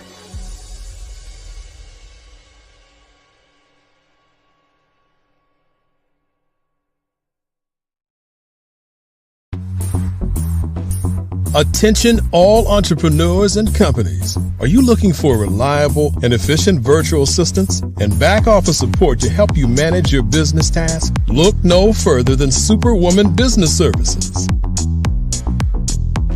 Our team of virtual assistants provides a full range of administrative support services, including operations management, social media marketing, and much more. We also offer website design services to help you create a professional online presence that reflects your unique brand. In addition to administrative support and website design, we offer business development and structuring services to help you grow your business and achieve your goals. We'll work closely with you to identify areas of improvement and develop a customized plan to help you reach your full potential. At Superwoman Business Services, we understand that running a business can be overwhelming and time-consuming. That's why we're here to help you fly high and achieve success. Our virtual assistants are highly skilled, experienced, and dedicated to providing you with the support you need to thrive. Come fly with us and take your business to new heights. Let us help you become the superhero entrepreneur you are meant to be.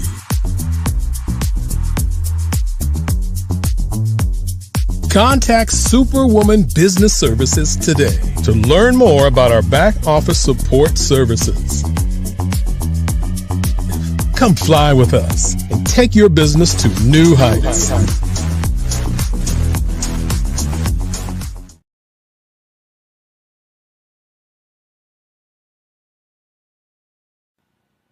Hello, my name is Kiasi Helm and I'm 14 years old. I think my genius would probably have to be setting goals and achieving them. I say this because ever since I was young, I always wanted to be an author, and at age 11 I ended up achieving this. But not only did I end up becoming an author, I ended up becoming a public speaker, a publisher, a business owner, all these great things. The name of my business is Written by Kids Publishing Company. I decided to start this company because I thought it was important for me to help kids my age express themselves through literacy and just achieve their own goals. Because to me, achieving goals is the best thing in the world to feel. It's you just achieving things and aspirations that you set for yourself. And I know that everybody is capable of this because even if you don't end up achieving the goal, you still tried your best, and that's the most important thing. And everybody is capable of this because genius is common. Thank you.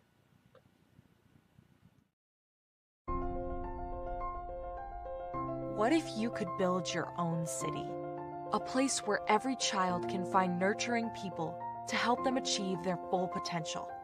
A place where every adult can access job training support, where health education is abundant, where social justice ruled the land. A place without limitations. Welcome. You have arrived at STEM City USA. It is what every city should be. A safe and trusted community where you find people and resources to help you become everything you are and beyond. STEM City is unlike anything you have ever experienced. It is a digital twin of the world around you, only better. STEM City is about energy and soul renewal. It is more than a digital world. You can almost feel the power of live cultural events, music, and theater. STEM City promises a better future for children with caring mentors and hands-on activities with dedicated tutors to support our youth. STEM City is your passport to a healthy lifestyle with weekly events addressing our community's many issues. STEM City is your financial well-being with helpful information on wealth management, career advancement, job training, and so much more. STEM City is the community you deserve. It is the city where your dreams can come true. STEM City USA, a place in the sky that is accessible to all who reach for the stars.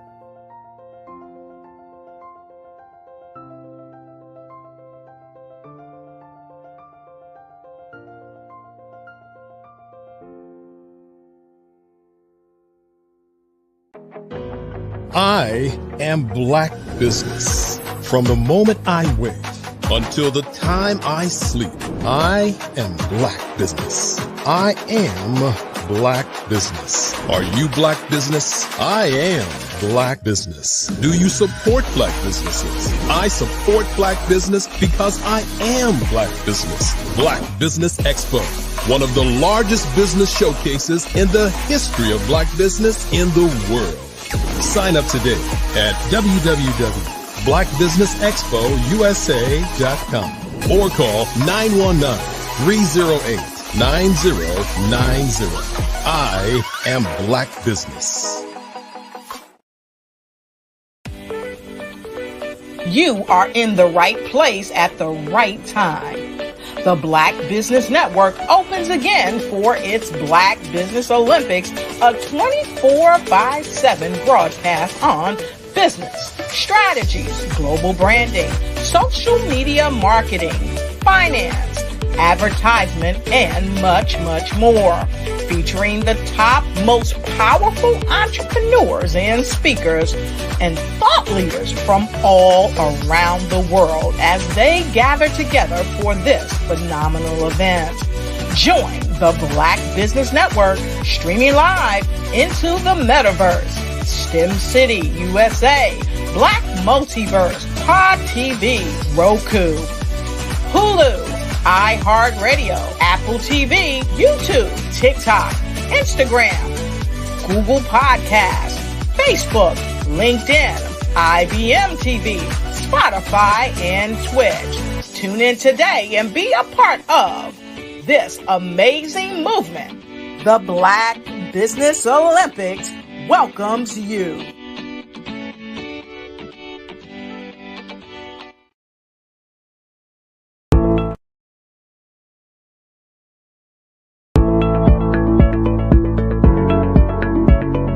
Prepare for what's coming and dominate in economic winter.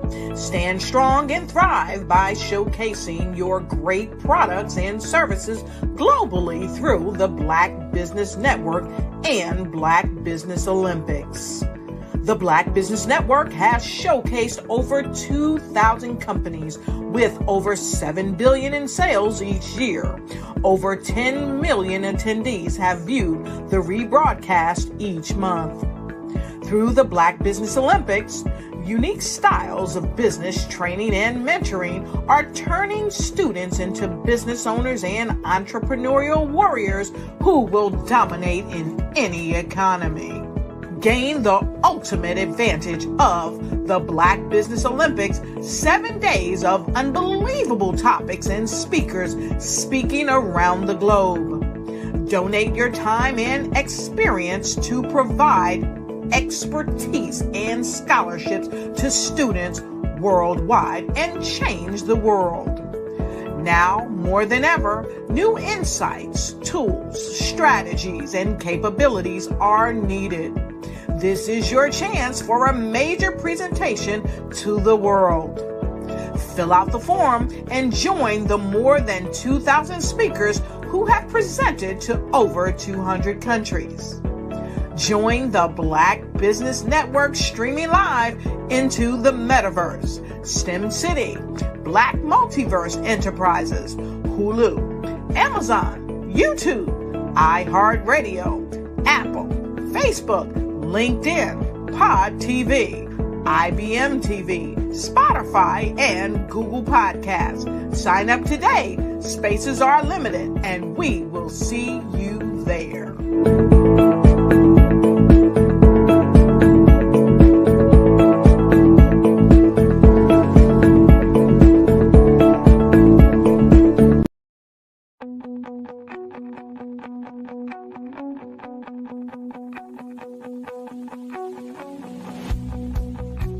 I am Black Business. From the moment I wake until the time I sleep. Yes, I am Black Business. I am Black Business. Tell me, are you Black Business? I am Black Business. Do you support Black businesses? Listen, I support Black business because I am Black Business. Black Business Expo, one of the largest business showcases in the history of Black business in the world. The world! Sign up today at www.blackbusinessexpousa.com or call 919-308-9090. I am Black Business.